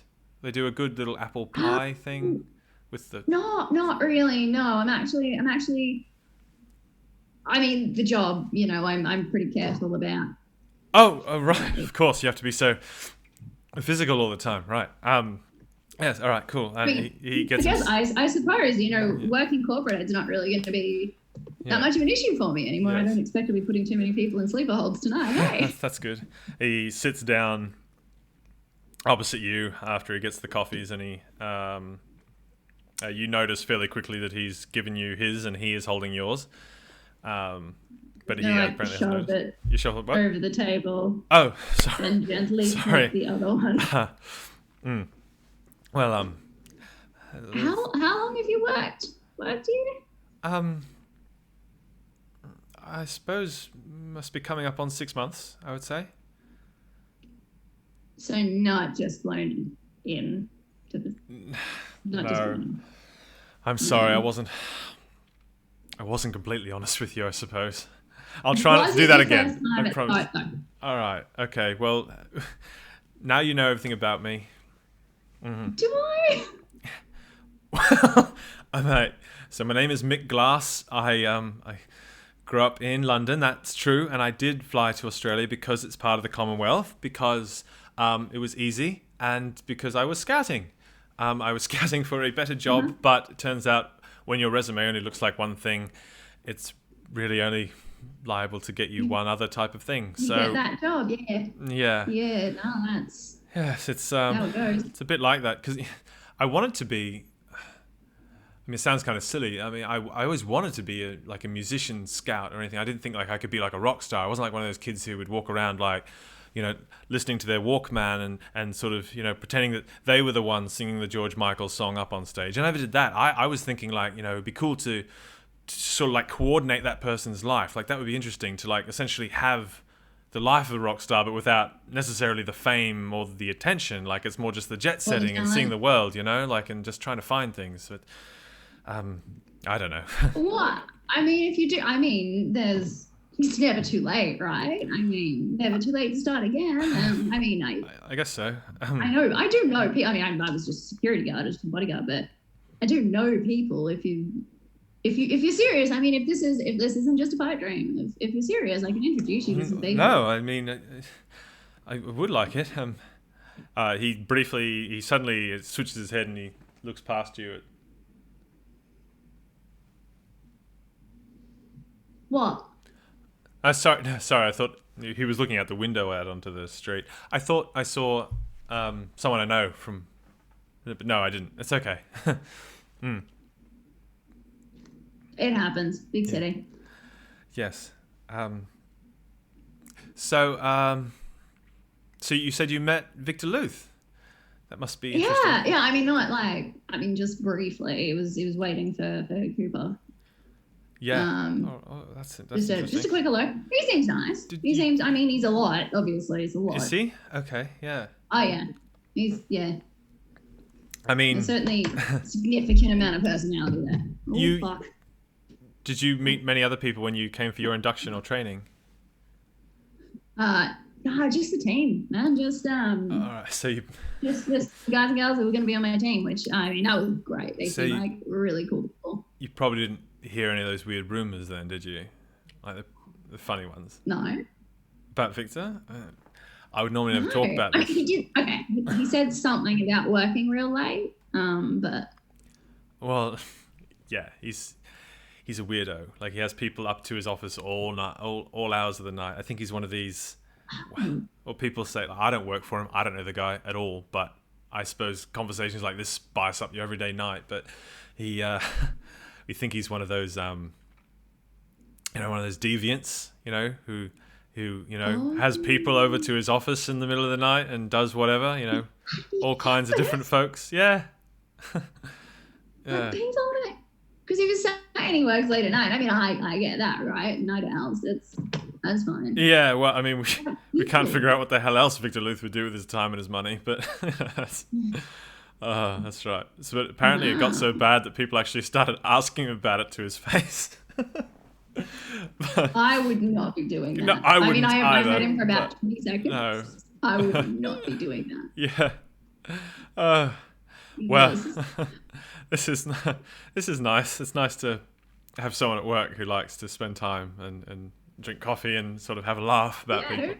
Yeah. I mean, don't the others come on, it's a pretty big team over there. No, they're all a bit boring, It's just, yeah. Fuck 'em, we're not boring. No, we're not. No, we're not. He leans across the table and tries to kiss you. I'm just gonna put my hand on his face and push him back. Wrong idea, buddy. I'm so sorry. I'm so sorry. No, it's not you. It's not. No, it's. No, it's 100% me. This is. I don't know what I was thinking. I just. No, it's the completely wrong tree. I don't know how else I can say that. Oh God. Well, now I'm so extra embarrassed. It's super not you. All right. I'm sorry. I understand, but yeah, still embarrassed. Anyway, tell you what, I'm just gonna get back to work, and that's probably a good idea. Yeah. Okay. Well, enjoy the coffee, Miss Day. Max, you can still call me Max. Maybe I just want to keep it professional. Okay. Sure. Yeah. All right. Well, good night then. And he stands up and he shuffles out of the room. Bye. Mm-hmm. What the fuck? Back further, 1962. Sharon, you are face to back with these thick, tallied scars on Philippe's back. This mysterious, quote-unquote, European man who has come for an after-hours fitting, who's removed his clothes to reveal a body laden with scars, and on his back there is the tallied 1, 2, 3, 4, 5, 6. So, do you need me like this, or do you need me to turn around, or just however you need me to be? Okay, you just make sure that you are standing straight. I can move around you. I just want you to kind of push your shoulders back a bit, just loosen up a little. Okay. I want you to just sorry, keep your it's back hard for me to relax, I suppose. It's a bit strange, but yeah, okay. I'll do it. Yeah. Okay, so I guess I will start to, if I feel like he's not positioned correctly, I will just move him. So Laurel, I mean, Sharon's in full professional mode, right? This is just a body. This is just a fitting for a body. Just think of it like he's a really flat-chested lady. This is fine. This is going to be okay. We can get through this. While you're doing that, you notice that the woman has moved from her chair and is now standing extremely close to you, watching what you're doing, and you didn't notice her approach. She's just there all of a sudden. Oh, did you need something? That's right. Philippe looks down at her, hearing you speak, and says something in what you can tell is a very harsh whisper in this language that you do not understand. The woman meets his eyes, looks back at you, and then goes back to her seat. I'm sorry, you must excuse her. She can be, I'm not sure if you've been married, but I'm sure you understand that a wife might feel about someone else, with their husband in a, yes, like this. But it's okay. She just does not understand. It's okay. She's just a bit protective of me, I suppose. No, that's great. And anyway, just stand up straight again for me. Of course. Stay still. I'm going to, so I'll just keep measuring. So at this point, I think I'll be wrapping the tape around his pecs, I guess. Yeah. Yes. His Pulling chest. it tight, making sure that I've got the measurement. So I'll be Holding very his arms aware up, yeah. of. Yeah, I'll be very aware of his physicality, I think, because he's quite fit, as you said, and I'm technically got my hands all over his body trying to measure this. And he's these very measurements, rigid. yeah. He's not entirely comfortable either as he goes. So yeah. Okay. Yeah. So when I go for the waist and I notice that he's quite rigid, I'm going to, without really thinking, kind of absentmindedly press on his chest and go, just breathe, okay, darling. Just breathe while I can get this. Oh yes, right? of course. Breathing, it's important. Yeah. Yes. Very important. So just double takes breathe in and out. He double takes, looks at you briefly, and then looks away. Yeah, Yes, just breathe in and out for me. Yes, it's important. Yeah, Well, yes, no, I just want to make sure the waist is cinched.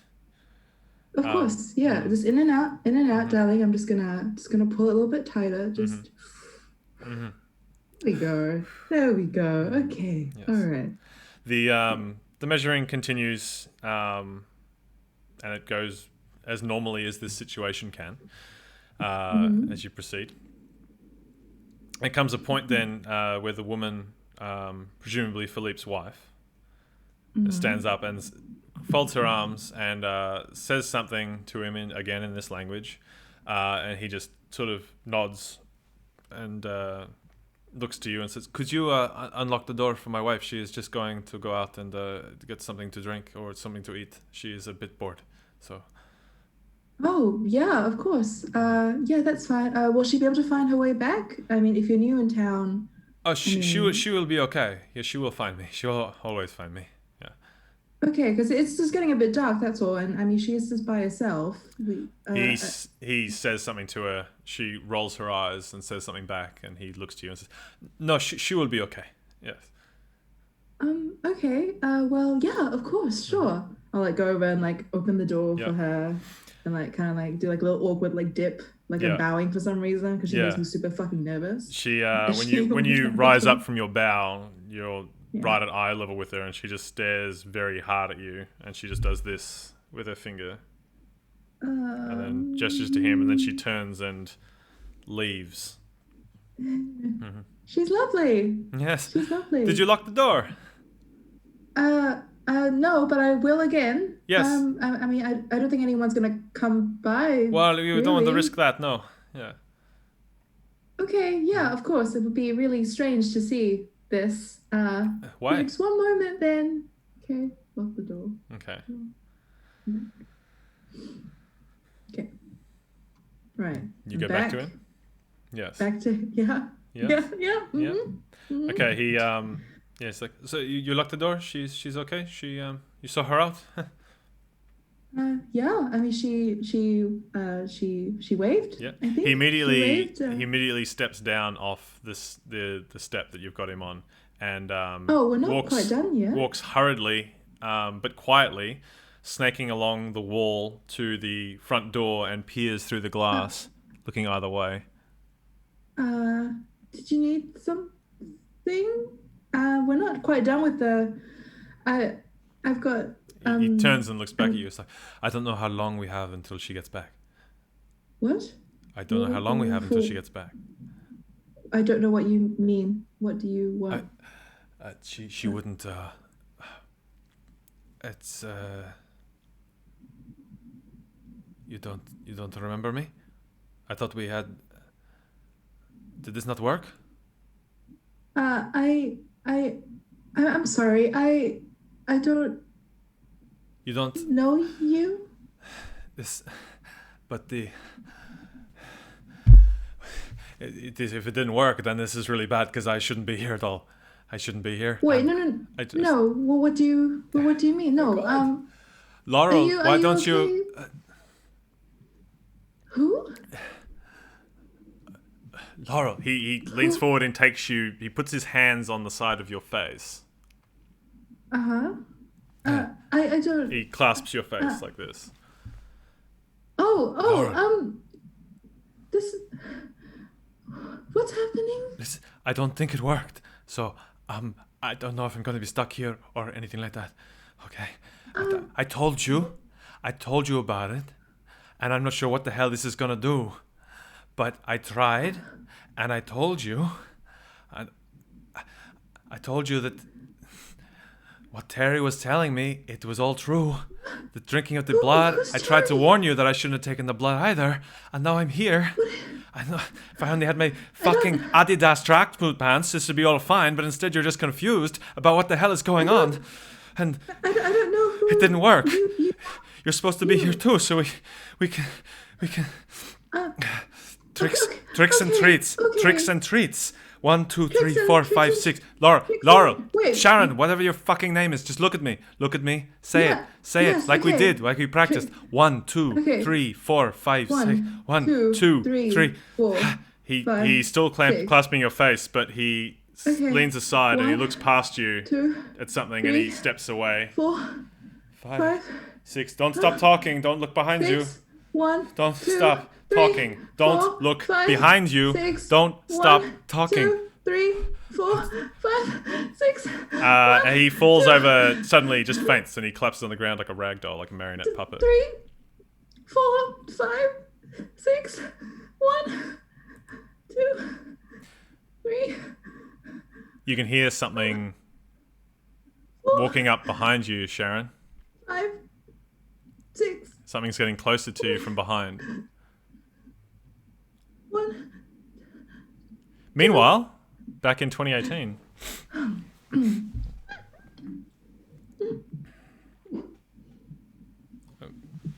Karen. Do we have you? Can I hear you? Do we have you on? I'm here. Oh, you are there? You're there? Excellent. You had just asked Joseph a question. Mm-hmm. Could you remind me and the audience what that question was? What did you lose that was so important to you that you can recognize the sadness in others? Wow. I lost my whole world. I guess every step I try to make is just trying to rebuild it. It feels fruitless at some times and pointless, but I am so deeply connected and obsessed with it that I can't imagine trying to do anything else. How did you lose your whole world? And what are you counting as your world? Look, is it a career? Is it a person? it's a bunch of things, really. You know, you think that you've got something right, and you don't. I've this is a pretty messed up thing to bring up on like a not first date, but I've been married 5 times. Wow. And it's a lot of time. it is, because every time you think something's going to work out, and you look on someone, you think they're exactly the person you're going to be, and then I don't know, you make an ass of yourself. It doesn't work out for whatever reason, because maybe they don't think of you in the same way, or because your world is different, or because I don't know, turns out they like girls, not you.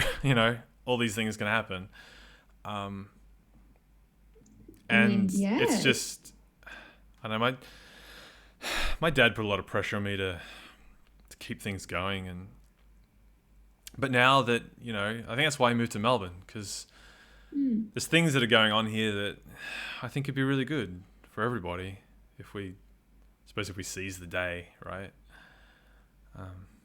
Yeah, I mean, I'm all about seizing the day, I guess. Just I'm still very, very stuck on 5 marriages. And what sort of work do you do for your father? You said you worked in finance. Oh, I'm in finance now. Yeah, my dad's old school, fucking Bavarian German guy, real old school. So I'm in finance because I had to be in finance. And I suppose just look, we don't have to get into all that stuff. I tell you what, if you're going to ask me a heavy question, how about I counter with not as a heavy question, but I can ask you something too. Sure. Okay, I like it. Questions back and forth. Yeah, It's almost good, like good. a game. This is a good game. Yeah. Cool. Have you ever been married? Yes, I have. How did Yeah. it end? I thought we were asking a question back and forth. I think that's another question. Oh, it was like a Yeah. sub question, right? Like I answered a couple of those. Ooh, I think I need to get to know you a little bit better first. All right, okay, you got me. He sips his wine. So All right. my question is, why did you message me? I mean, there's a lot of people on those apps. Obviously, you're a good-looking woman, but not to sound like a total rom-com loser or anything, but I think it was what I saw in your eyes. I thought maybe it'd be something like a kindred spirit, maybe. I like the idea of kindred spirits. I like that. All right, so it's my turn. Okay. What's something that you don't have anymore that you think about a lot? Being able to live my life without consequences. I miss not having any responsibilities or anything to be beholden to. I miss the feeling of the future being open and not like it's closing in day by day, year by year. I miss it feeling open. Yeah. This is very deep. Wow. This is a lot. I mean, I got a lot of follow-up questions for you, but I'll just bank those. All right, your turn. You go. Okay, what do you want out of this? Out of what? Out of this? Yeah. Oh, that's easy. At the end of this, I want you to say that this was a date. Oh, okay. Well, at least you're being very upfront with your intentions. Okay, all Yeah. right. So who are you beholden to, if it's not yourself anymore? My family. Yeah, I get that. Like I said, my dad, he's still up my ass about a lot of stuff. So But I'm so interested. What does he want you to do? I don't know if you've ever, like, what's your background? I've got a European background, and some, like, particularly like in the Eastern European folks, there's a big idea about familial obligation and whatever. So my grandfather, yeah, I think my grandfather or my great grandfather actually came to Melbourne after the war, and he Okay. died here. And I think he's never told me exactly why, but my dad, I think that's why he moved here, because he never had that closure that he wanted, I guess, or whatever it is that people have with closure with the death of people. But what made it worse, because he died in the war, and he died after the war, and he was here, but when he moved here, his name was different, and a bunch of documents had gone lost, so it's kind of messed up because we don't know where he's buried anymore. So maybe he's around here somewhere, and we don't know. So Dad used to spend a lot of time just going to graveyards, like hoping to find like the Spiegels somewhere, Okay. but never. Like I said, it's some fucking weird European shit, and I don't know. Sometimes I feel like I'm here just because my parents wanted me to be here. I don't want to feel like I'm living a life anything other than what I want for myself. Maybe you just need a really good reason to stay. I mean, that, and I don't have anywhere else to go. It's pretty hard to travel. Anyway, my question for you, same deal. Why is your family keeping you beholden to them? I have children. Oh, really? Yeah, I do. Yeah. I nearly maybe it's had just the wine getting. I nearly had Let's kids. just- Yeah. I nearly had kids like 5 times. Like 5 times? Well, like with each of my Wow. partners, we always talked about it, but it just obviously never worked out. Obviously, I guess for the better. I think bringing children into like a loveless situation is a pretty bad idea, personally. Oh fuck! I'm sorry. You just said you had kids. Oh, sorry. That's not what I meant. I just meant for me. I wasn't attacking your choices or whatever. I'm sorry. Yeah, no, that didn't hit a little close to home. Don't worry about it. Sorry. I'll tell you what. How about I finish this glass of wine and maybe we can just can forget the embarrassment of that particular little stab. That's a really good idea. Yeah, you were doing so well. He knocks back the wine. He's well. All right. Cool. Well, how about you can have 2 questions then back to back because I fucked up. All right. I do like this. 2 questions. Yeah. Fantastic. So, why didn't you end up deciding to have any children, and would you still like to have children? Yeah, I'd love to have kids. I suppose in each situation,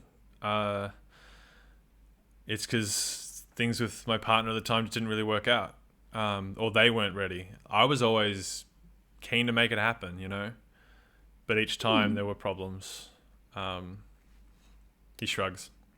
I don't know, 6 times the charm, maybe? Maxine, in 1991. Not true. Cool. You've finished your shift, your evening shift. It's about 4 in the morning. It wasn't awkward at all. No, it wasn't. Or how did you spend the rest of your shift? We should touch base on. Just trying to stay as far away from Mick as possible. Really. Mm-hmm. Well, he was nowhere around there, so that was pretty good. Yeah, good. Actually, I probably spent a lot of it clocking some of those entrances that I was like, somebody could sneak in here. I would have snuck in here. Mm-hmm. So you're doing well. So you get home about 4 in the morning. Mm-hmm. Mm-hmm. Yep. So what's your at-home routine look like? Oh, exactly the same as when I roll in, kind of a little bit dusty, and get inside, kick off the docks into the middle of the floor. I'm gonna check where my baseball bat is. Yeah, it's wherever you left it. Yeah. Yeah, it's by the door. All right. Mm-hmm. No more weird baseball bat wanderings. That's fine. Kick off the shoes, chuck the jacket, turn on the shower, grab a glass of wine. Mm-hmm. Yeah, have a glass of wine in the shower and then head to bed. Yeah, very good. Shower wine is where it's at for the shower wine. That's good. The shower wine. Yeah. So you sleep soundly, for 2 hours because you wake up at 6 a.m. for some reason. You just wake up wide awake and you toss and turn, but you fail to get back to sleep.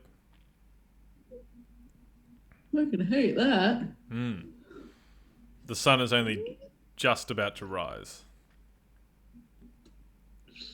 Well, get out of bed, make myself a coffee. It is shitty instant coffee, but can't afford an espresso machine at the moment, so. No, it's really all you can do. Yeah, make myself shitty instant coffee. Bleary-eyed, kind of just stand in the kitchen with the coffee, watching the clock until I would normally get up.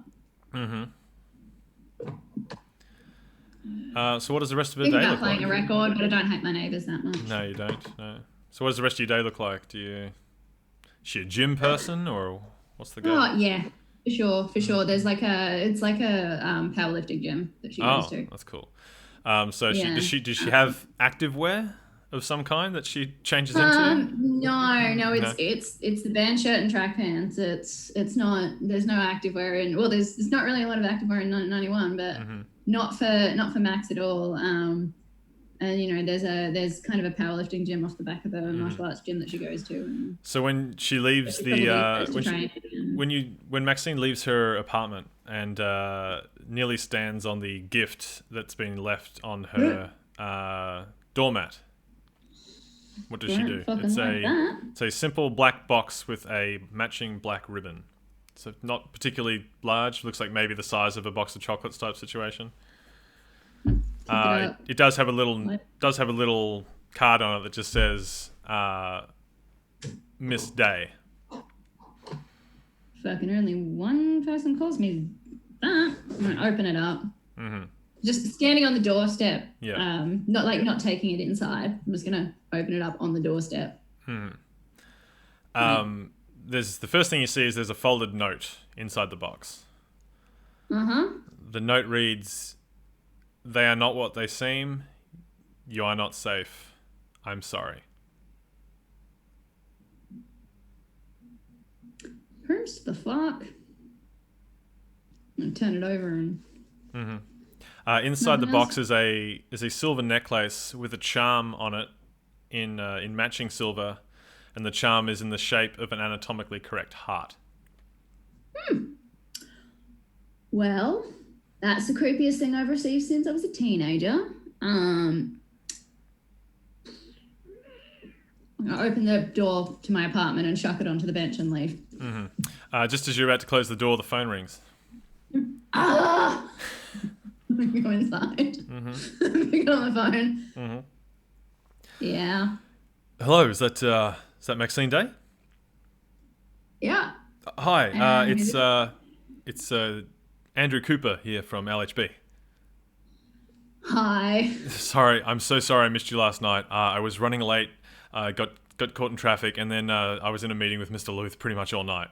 Just wanted to check, see how everything went. Yeah, no, it went really well.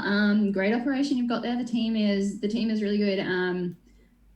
I'm pretty happy with the way that the night shift's being run. There might be a couple of notes to take, couple of pointers, but nothing serious. It looks like a great space.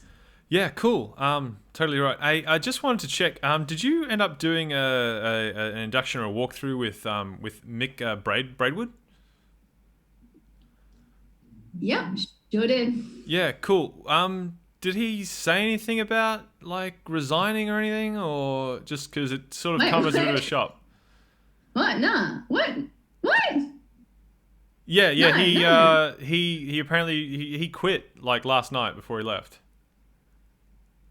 Did he? Yeah, like I mean, it's not a huge deal. It just sort of came a bit of a shock for us because he was running a really tight ship. But don't worry, they got Wilson, who's sort of like his 2IC, is just stepping right into that role. And like I'm sorry, Mr. Luth's very strict, and he so if you could swing by again tonight, it won't be the full shift. It'll just be like a couple hours if you swing by and just make sure Wilson's doing everything correct.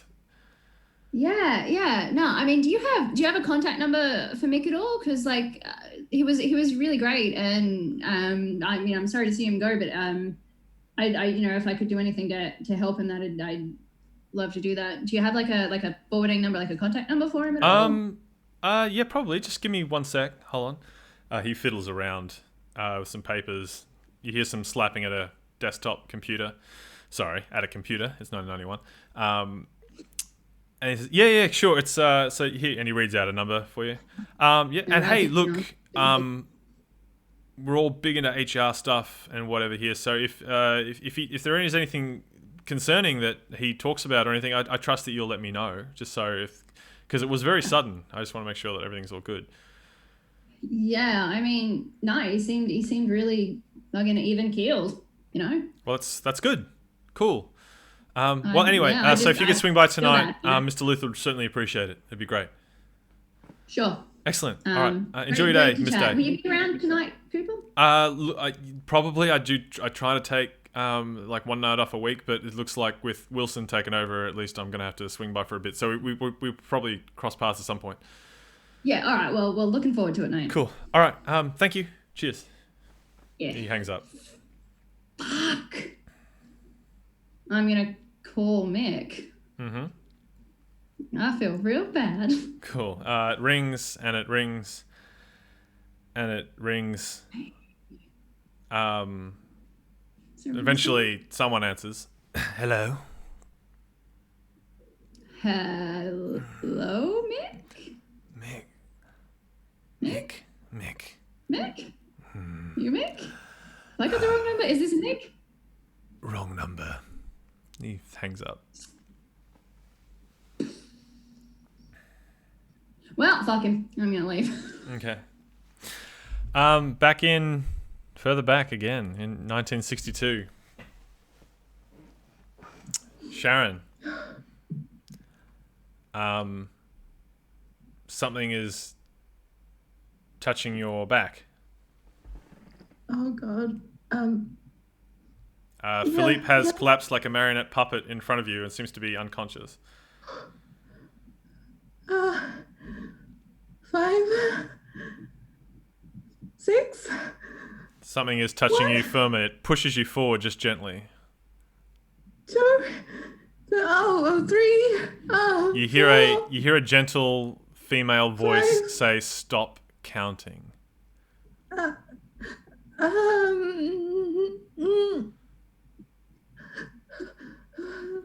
What's happening? Turn around and look at me. I feel like I shouldn't do that. Maybe. Turn around and look at me.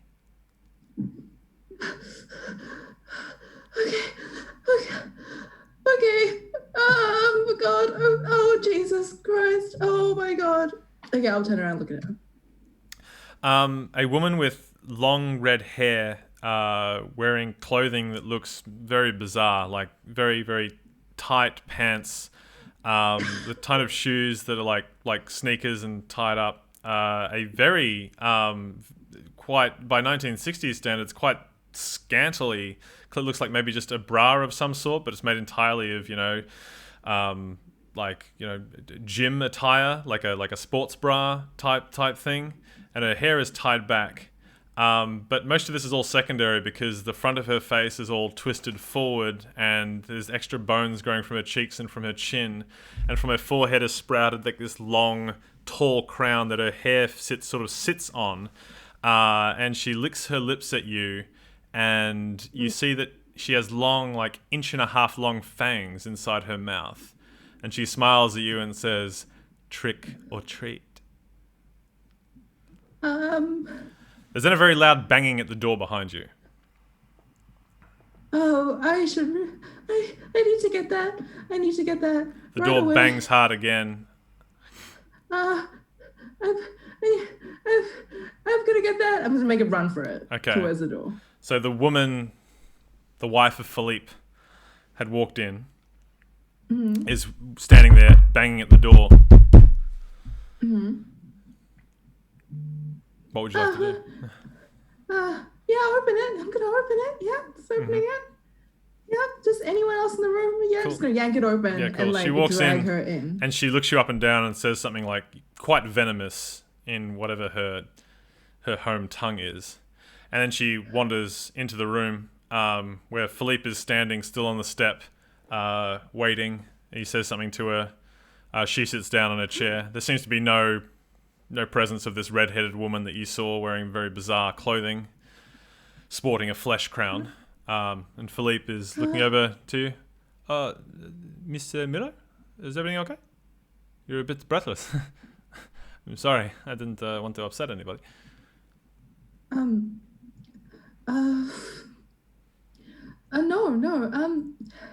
Just I think I'm just I'm just gonna get some tea. Do you want some tea? I don't Either want of any you? tea. No. He looks over at his wife. She rolls her eyes and shakes her head. We're okay, but you can take a break if you think you need one. I might just put my coat on. It's a bit cold still, even with the heater. So. Oh yes. Yeah, I think I'm almost done with the measurements. I'm going to go make some tea. I'll be right with you. I'll be right with you. So tell us where Sharon goes. Okay, so Sharon will disappear around the corner. There's like a little break room where there's some wine biscuits and whatnot. And she's gonna put the kettle on and take a million deep breaths and try and convince herself that she's seeing what she's seeing. So she'll peek out occasionally, I think, to the rest of the atelier and I guess peek back to see that it is Philippe and his wife there and not what happened. Yeah, they're both before. there. They're standing there talking to one another, somewhat animatedly. She seems either exasperated or angry, and he seems to be kind of pleading, but they're talking back and forth in their native language. Okay. Yeah, so I will smooth my blast down. I am holding on very tightly to my necklace, which my God-fearing parents have given me. Just gonna collect myself try and be as calm as possible. I'm going to go back out there with another big smile on my face, because nothing gets in the way of excellent service and a tip. And I'm going to try and finish the rest of my night. Okay. They're both staring at you as you approach, and he nods and smiles. So, shall we finish this up? Yes, that would be good. I don't have much more to do. So if you could just, if you just want to stand up straight again, Cool. I He will gets finish. up on the step. His wife reclines back in the chair. She sits up and sniffs the air. Philippe just looks over his shoulder at her and asks her a question. She says something back to him, and he sort of shakes his head and mutters something else back to her. I'm sure it's nothing. Sharon, you continue your work? Yeah, so I've just been working my way down. So now I'll be probably around the hips at this point. He's doing well. And it seems to be working out mostly okay. You're doing well so far. Everything is fine. Everything is normal. Yeah, normal. Karen, Yeah. on your date with Joseph, your not date, your maybe date with Joseph. Maybe date. He's downed his wine. So, would you like something to eat, or I can get that too? Yeah, I think I would. Do you want to stay here or do you want to go somewhere else? Ladies' choice. I think I did tell you earlier that I wasn't up for making too many decisions. You did. Sorry. It's one of our similarities. I got one more question for you. Just one. Okay. Okay. If you could change one thing about your life, what would it be? I would want to have more power. Mostly over myself, but also over others. I gave it up some time ago. Wow, deep questions, but I think that's how I'm gonna answer you. Yeah. Well, What about you? that's a very good answer. I guess the same. Power's good. But power is a bit like happiness, don't you think? As in it's fleeting and rare? As in it's only really real when it's shared. Ooh. Anyway, okay, let's go get something to eat. Do you like Chapel Street? There's this great little 24-hour Greek place that I really dig. Yeah, sure. Why not? I can do Greek. There's lots of meat, not too many carbs. Absolutely. Let's go. I'd love to. Yes, excellent. He stands up, he puts his jacket on. He offers you his hand. Karen will take his hand. Now, important question. Hands cupped or fingers laced?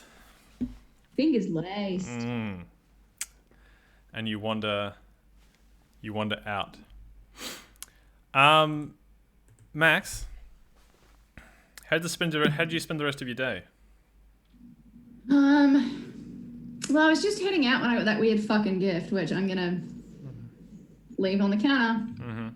I'll take the necklace. It's silver. I like silver. It's kind of metal, like anatomical heart. Fuck yeah. Yeah. Add that necklace to the others that I'm wearing, and go out, grab some groceries, just have a real boring one. Actually, Have a boring one. Cool. So, but you head into work that night. Knowing or that are I you gotta go dodging into it? work, knowing that I'm gonna go into work later, I'm probably gonna just grab some groceries, go home, maybe do some meal prep. Hit the gym, do a class if there's a class on for, martial arts. Probably do a bit of a kickboxing class if there's one in the morning, and then go home and try and relax, knowing I've got to go into work. Yeah. So you head into really work what I wanted to do tonight. later that evening. Well, you've had a great one. That's fine.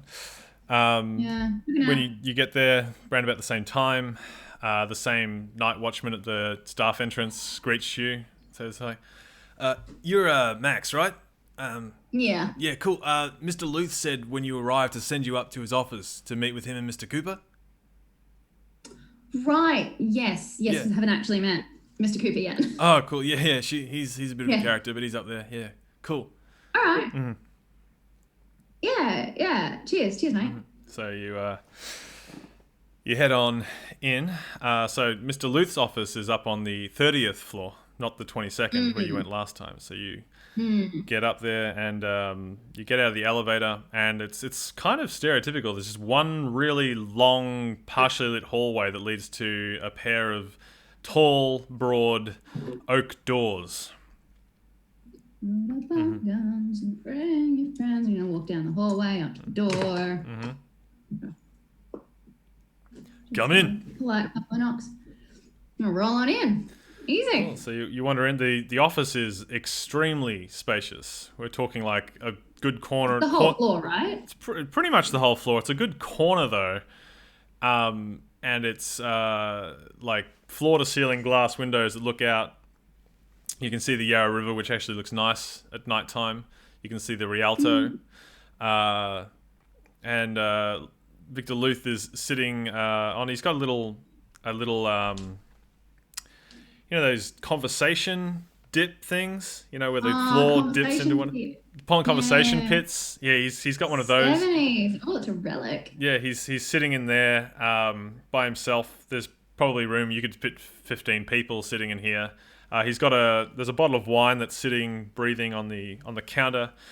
He's sitting there reading the paper. He's got his legs crossed. And he looks up when you enter. Oh, Max. Good to see you. Hey. Come in. Hello, sir. Could you get the door, please? I'm just kind of nudge it closed with my foot. Yep, it closes. I'm gonna look around for Cooper. You cannot see anybody else. Hi, is Mr. Cooper joining us? I still haven't met him, you know. Oh, yeah, he'll be here in a moment. Yeah, come and sit down. There's something I need to talk to you about. He folds up the paper and puts it next to him.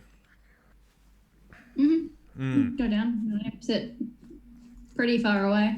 It's not too far away. You sit pretty far away, pointedly. Yeah. I sit pretty far away. Yeah, not nearby. He looks and nods. Yeah. Did you have a good day? Well, yeah. I mean, it was fine. It was chill. Yeah. More of a night owl myself, so. Well, that's convenient. Yeah.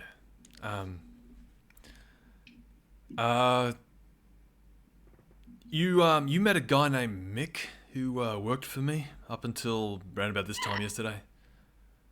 Yeah, I did. You know, I hope he's okay. I heard he quit kind of suddenly, and I heard, you know, I hope he's okay.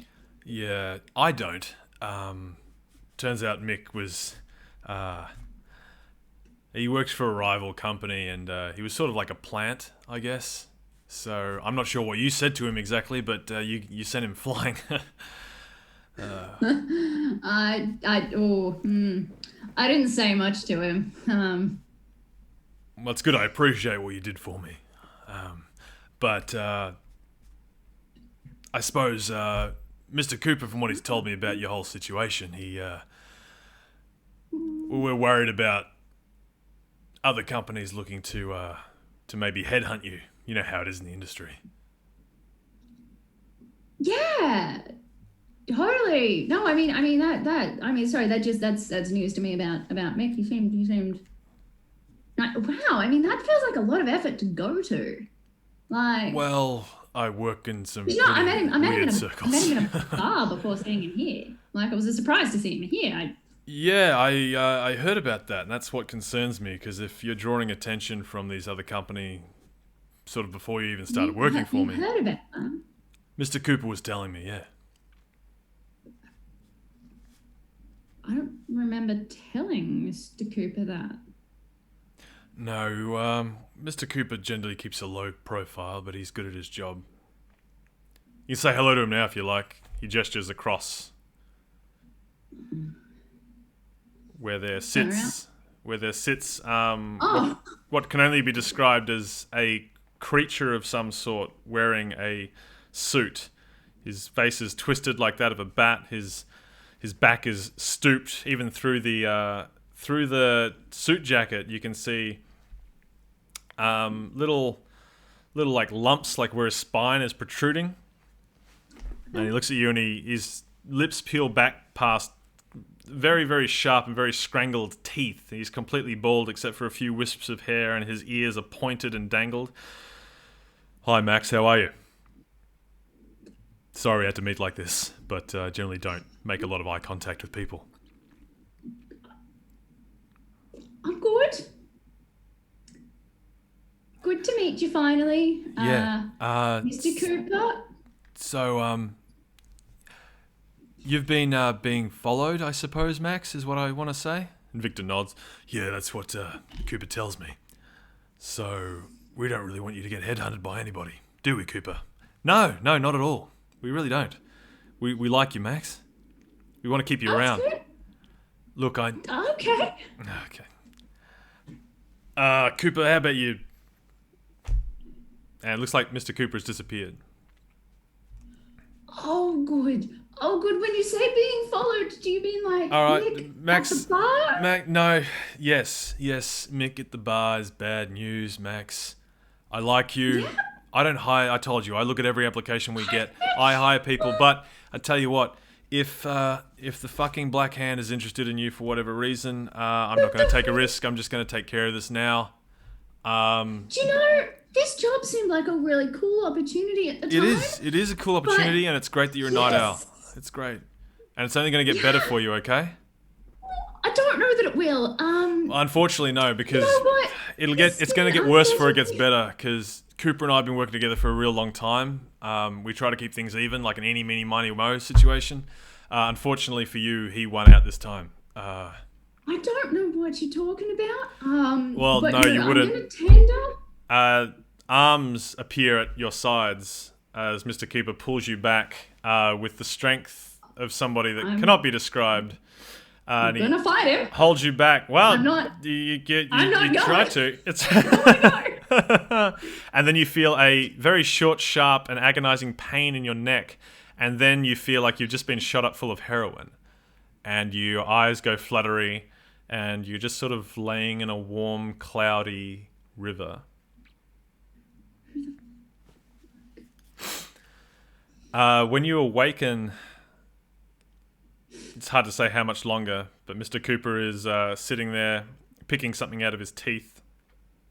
Your mouth tastes like something you can't describe, something ambrosial and delicious that you've never tasted before. And when you sit up, you happen to catch a glimpse at your hands, which are very white, very pale. You can see your veins just bare millimeters beneath the skin. And you are bleeding from 2 points in your palms. And you have a hunger about you that you cannot ever remember having experienced before. Victor is sitting only about a meter to your right, and he's leaning forward, and he's holding the necklace you were wearing in his hand.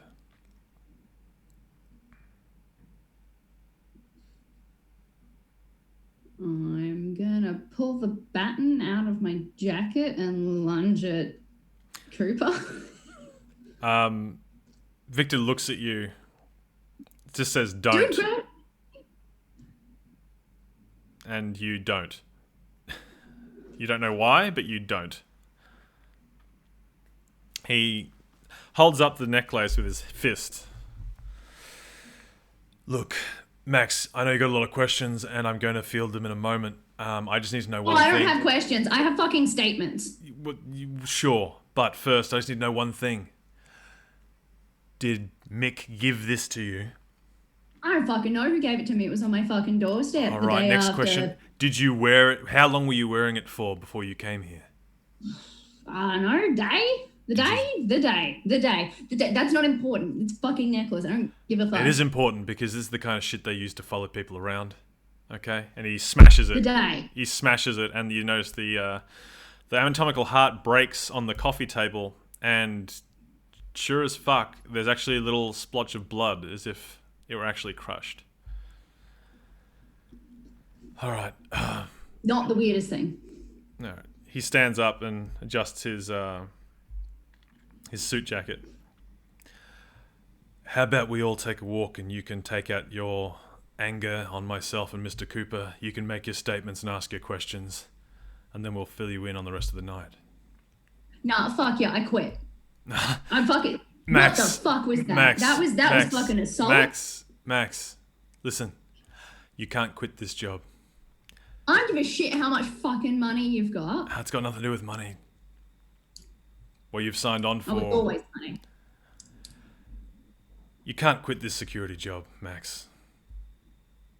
I'll explain it to you. Just take a moment.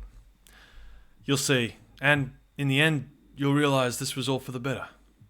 Trust me. Back in 1962, Sharon, you've finished your the corset. You've got your measurements. You begin cutting everything. Mm-hmm. Philippe has dressed himself. He smiles and takes you by the hand. He gives you a generous tip when he takes you by the hand. He gives you there seems to be a couple of $100 actually. Oh my god. Yes, very much worth it. He thanks you profusely. And then he and his wife take one another's hand, fingers laced, and make to depart. And Philippe says, thank you so much. I will be back to collect it very soon. And thank you for your professionalism and your ardent care. Thank you. Oh, of course. No problem. Thank you so much. Of course. Yes. Thank you. So they turn. God is good. Yes. They turn and they leave, leaving you alone to sort of maybe count your money and and do the final measurements and everything you need to do to start cutting the fabric. You probably don't want to get too into it right away. Mm-hmm. But as you go about getting ready to lock up the shop, there's a knock at the door, maybe 20 minutes later. Okay. All right. Sure. Yeah. I'm still buzzing, so I'm gonna, I guess, open the door without really thinking about it, which is odd for me. Seems to be Philippe's wife is standing there. She's looking at you, and she steps past you into the room without saying anything. Hi, did you leave your gloves behind? Close the door. I don't. Okay. Yeah, sure, of course. She keeps her arms folded and turns to look at you. She seems very stern, very serious. How can I help you? You can tell me what you saw when I left the room with you and Philippe earlier. You mean the measurements? I mean, they're all right here. Don't. Tell me what you saw when I left you alone with Philippe.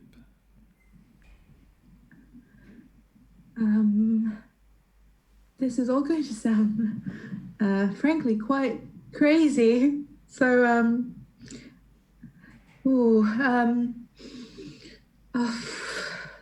I saw Philippe, I suppose, and he said some things to me which were frankly quite alarming, but obviously I knew that it wasn't him. You know, I must have just been really tired or hungry or something. Let me stop you. I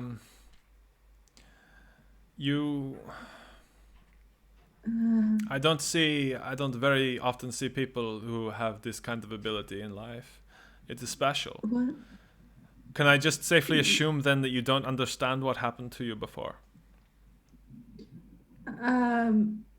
I saw a very well. I mean, do you mean the very scandalously dressed woman who Did was you here? understand what was happening to you? No, no, I wouldn't consider myself very well traveled or well She educated. steps closer really. to you, her arms still folded. She looks up at you and says, "Would you like to?" Back in 2018, Go. the next day, Karen, how are you feeling the next day when you wake up in your bed at home? Zach is already out going for his run. How is Karen feeling? I'm feeling a little bit tired. I'm not usually out so late. And a little bit shocked at my behavior, but at the same time, I feel very alive. I feel a bit naughty. I feel like I've done something that's just for me. And while I do feel guilty, I feel more invigorated. You can hear Marcus and Elise downstairs calling for you. They probably want breakfast. I'm going to get up and make them breakfast because I am beholden to my family. Yeah. Marcus wants you to make waffles. You know what? That's I was cool. bad last night, so That's I'm good. going to make them for him. Yeah, that's good. He thanks you and says, "Oh, there's the mail. The FedEx guy came for you earlier, Mum. I thought it was the thing I ordered off Amazon, but it wasn't. So it's for you. I only half opened it though. Sorry." Okay. I wasn't expecting anything, but thank you for, assigning for it. I'll make you waffles. I remember it's a special occasion. We don't eat that in this Okay, house, all right. but, I like, get it. All right. I just want you to know this is really special, and I would like to Okay. All right. Thank Am I you. asking for too Fuck. much? Sorry for swearing. Okay, I'm sorry. All right, it's all right. Love you, Mum. Love you. I'll take him to Elise. I'll help you. I'll bring him to Elise. He takes the waffles and he wanders over to the couch where his younger sister is seated. Oh dear. I'll be back in a sec, Marcus. I'm just going to open this package. Mm-hmm. In case I wander over to the half-open package. It's a small black box with a matching black ribbon. I'm going to take it to the bathroom and open it. Mm-hmm. Inside is a necklace of silver with a charm on it in stainless steel silver in the shape of an anatomically correct heart. I'm not going to wear it around my neck in case Zach sees it. Is there a note with it? There is. It's beneath the heart. What is the note? It says, "Let's rebuild our old world together." And that's where we're going to leave episode 4 of Book of Dreams, a Vampire the Masquerade story. Oof. Where went Oh. we? Thanks so much for everybody for tuning in, for everybody getting involved in chat. This was an episode that we had to do sans our lovely Sophie, also known as Shelley Bobson, aka Tragic Friday. I'm told she will be returning to us when she is safely back in Melbourne, here with most of us, save Ginny. So she should be back next week. We will keep everybody abreast with how everything develops. We're very excited to get the full coterie together and continue telling this vampire story with you. Let's just go around and have everyone say goodbye again, starting with Sharon, who's also known as Laurel, who's also known as Ginny on the internet. Hi, yeah, I am Ginny. I play Laurel Holloway, also Sharon Miller, I guess now recently deceased. And you can find me at Ginny Wars on pretty much every single social media platform. Yeah. Maxine Day, aka Mad Max, aka Max, aka Alex, hi. Played Max. Formerly Maxine Day, now just Max, the sheriff of Melbourne. I have so many questions, but that's fine. I'm sure they'll all get answered next week. So. The real question is, are you excited to have to do your Nosferatu makeup next week again? I am. I truly am. The contacts are not that comfortable, but it's a good time. It's a good way to be. What's amusing is that I think I saw some people in the chat saying that this is the first episode they've seen, so they probably didn't quite understand that you normally look a little bit different. Yeah. Yeah. No, they don't know what happens to Max. That first day, she may have looked okay, but it deteriorates, let me tell you. And lastly, we have our Karen, who will one day be our favorite Zemitzi child. Maybe. Maybe. I don't know. Like, I really set out to make a really unlikable character. So fingers crossed that's coming through. You can find me on socials at Ella Lowgren. I'm having the best time in my obnoxious wig playing this wine mum. And yeah, it's a great time. But I have so many questions. I have more questions now. Everyone's saying I'm a terrifying baby. Yeah, that's pretty real. It's very exciting. And I'm Brian Holland from the World of Darkness team at Paradox. I've been your storyteller. Thanks so much for everybody for spending your Saturday afternoons or very, very, very, very early Saturday mornings with us if you are in the States or in Europe. Really appreciate you. If you want to catch up on anything you might have missed, you can find us on YouTube. You can watch the rest of our episodes as well. Currently planning on doing 2 more episodes of Book of Dreams, and we're pretty excited about it. So we hope that you will stay tuned to us on social media. Check us out on Discord and in Facebook as well for the updates of when we'll be going live. It should be around about this time next week. So until then, wherever you are, please sleep soundly.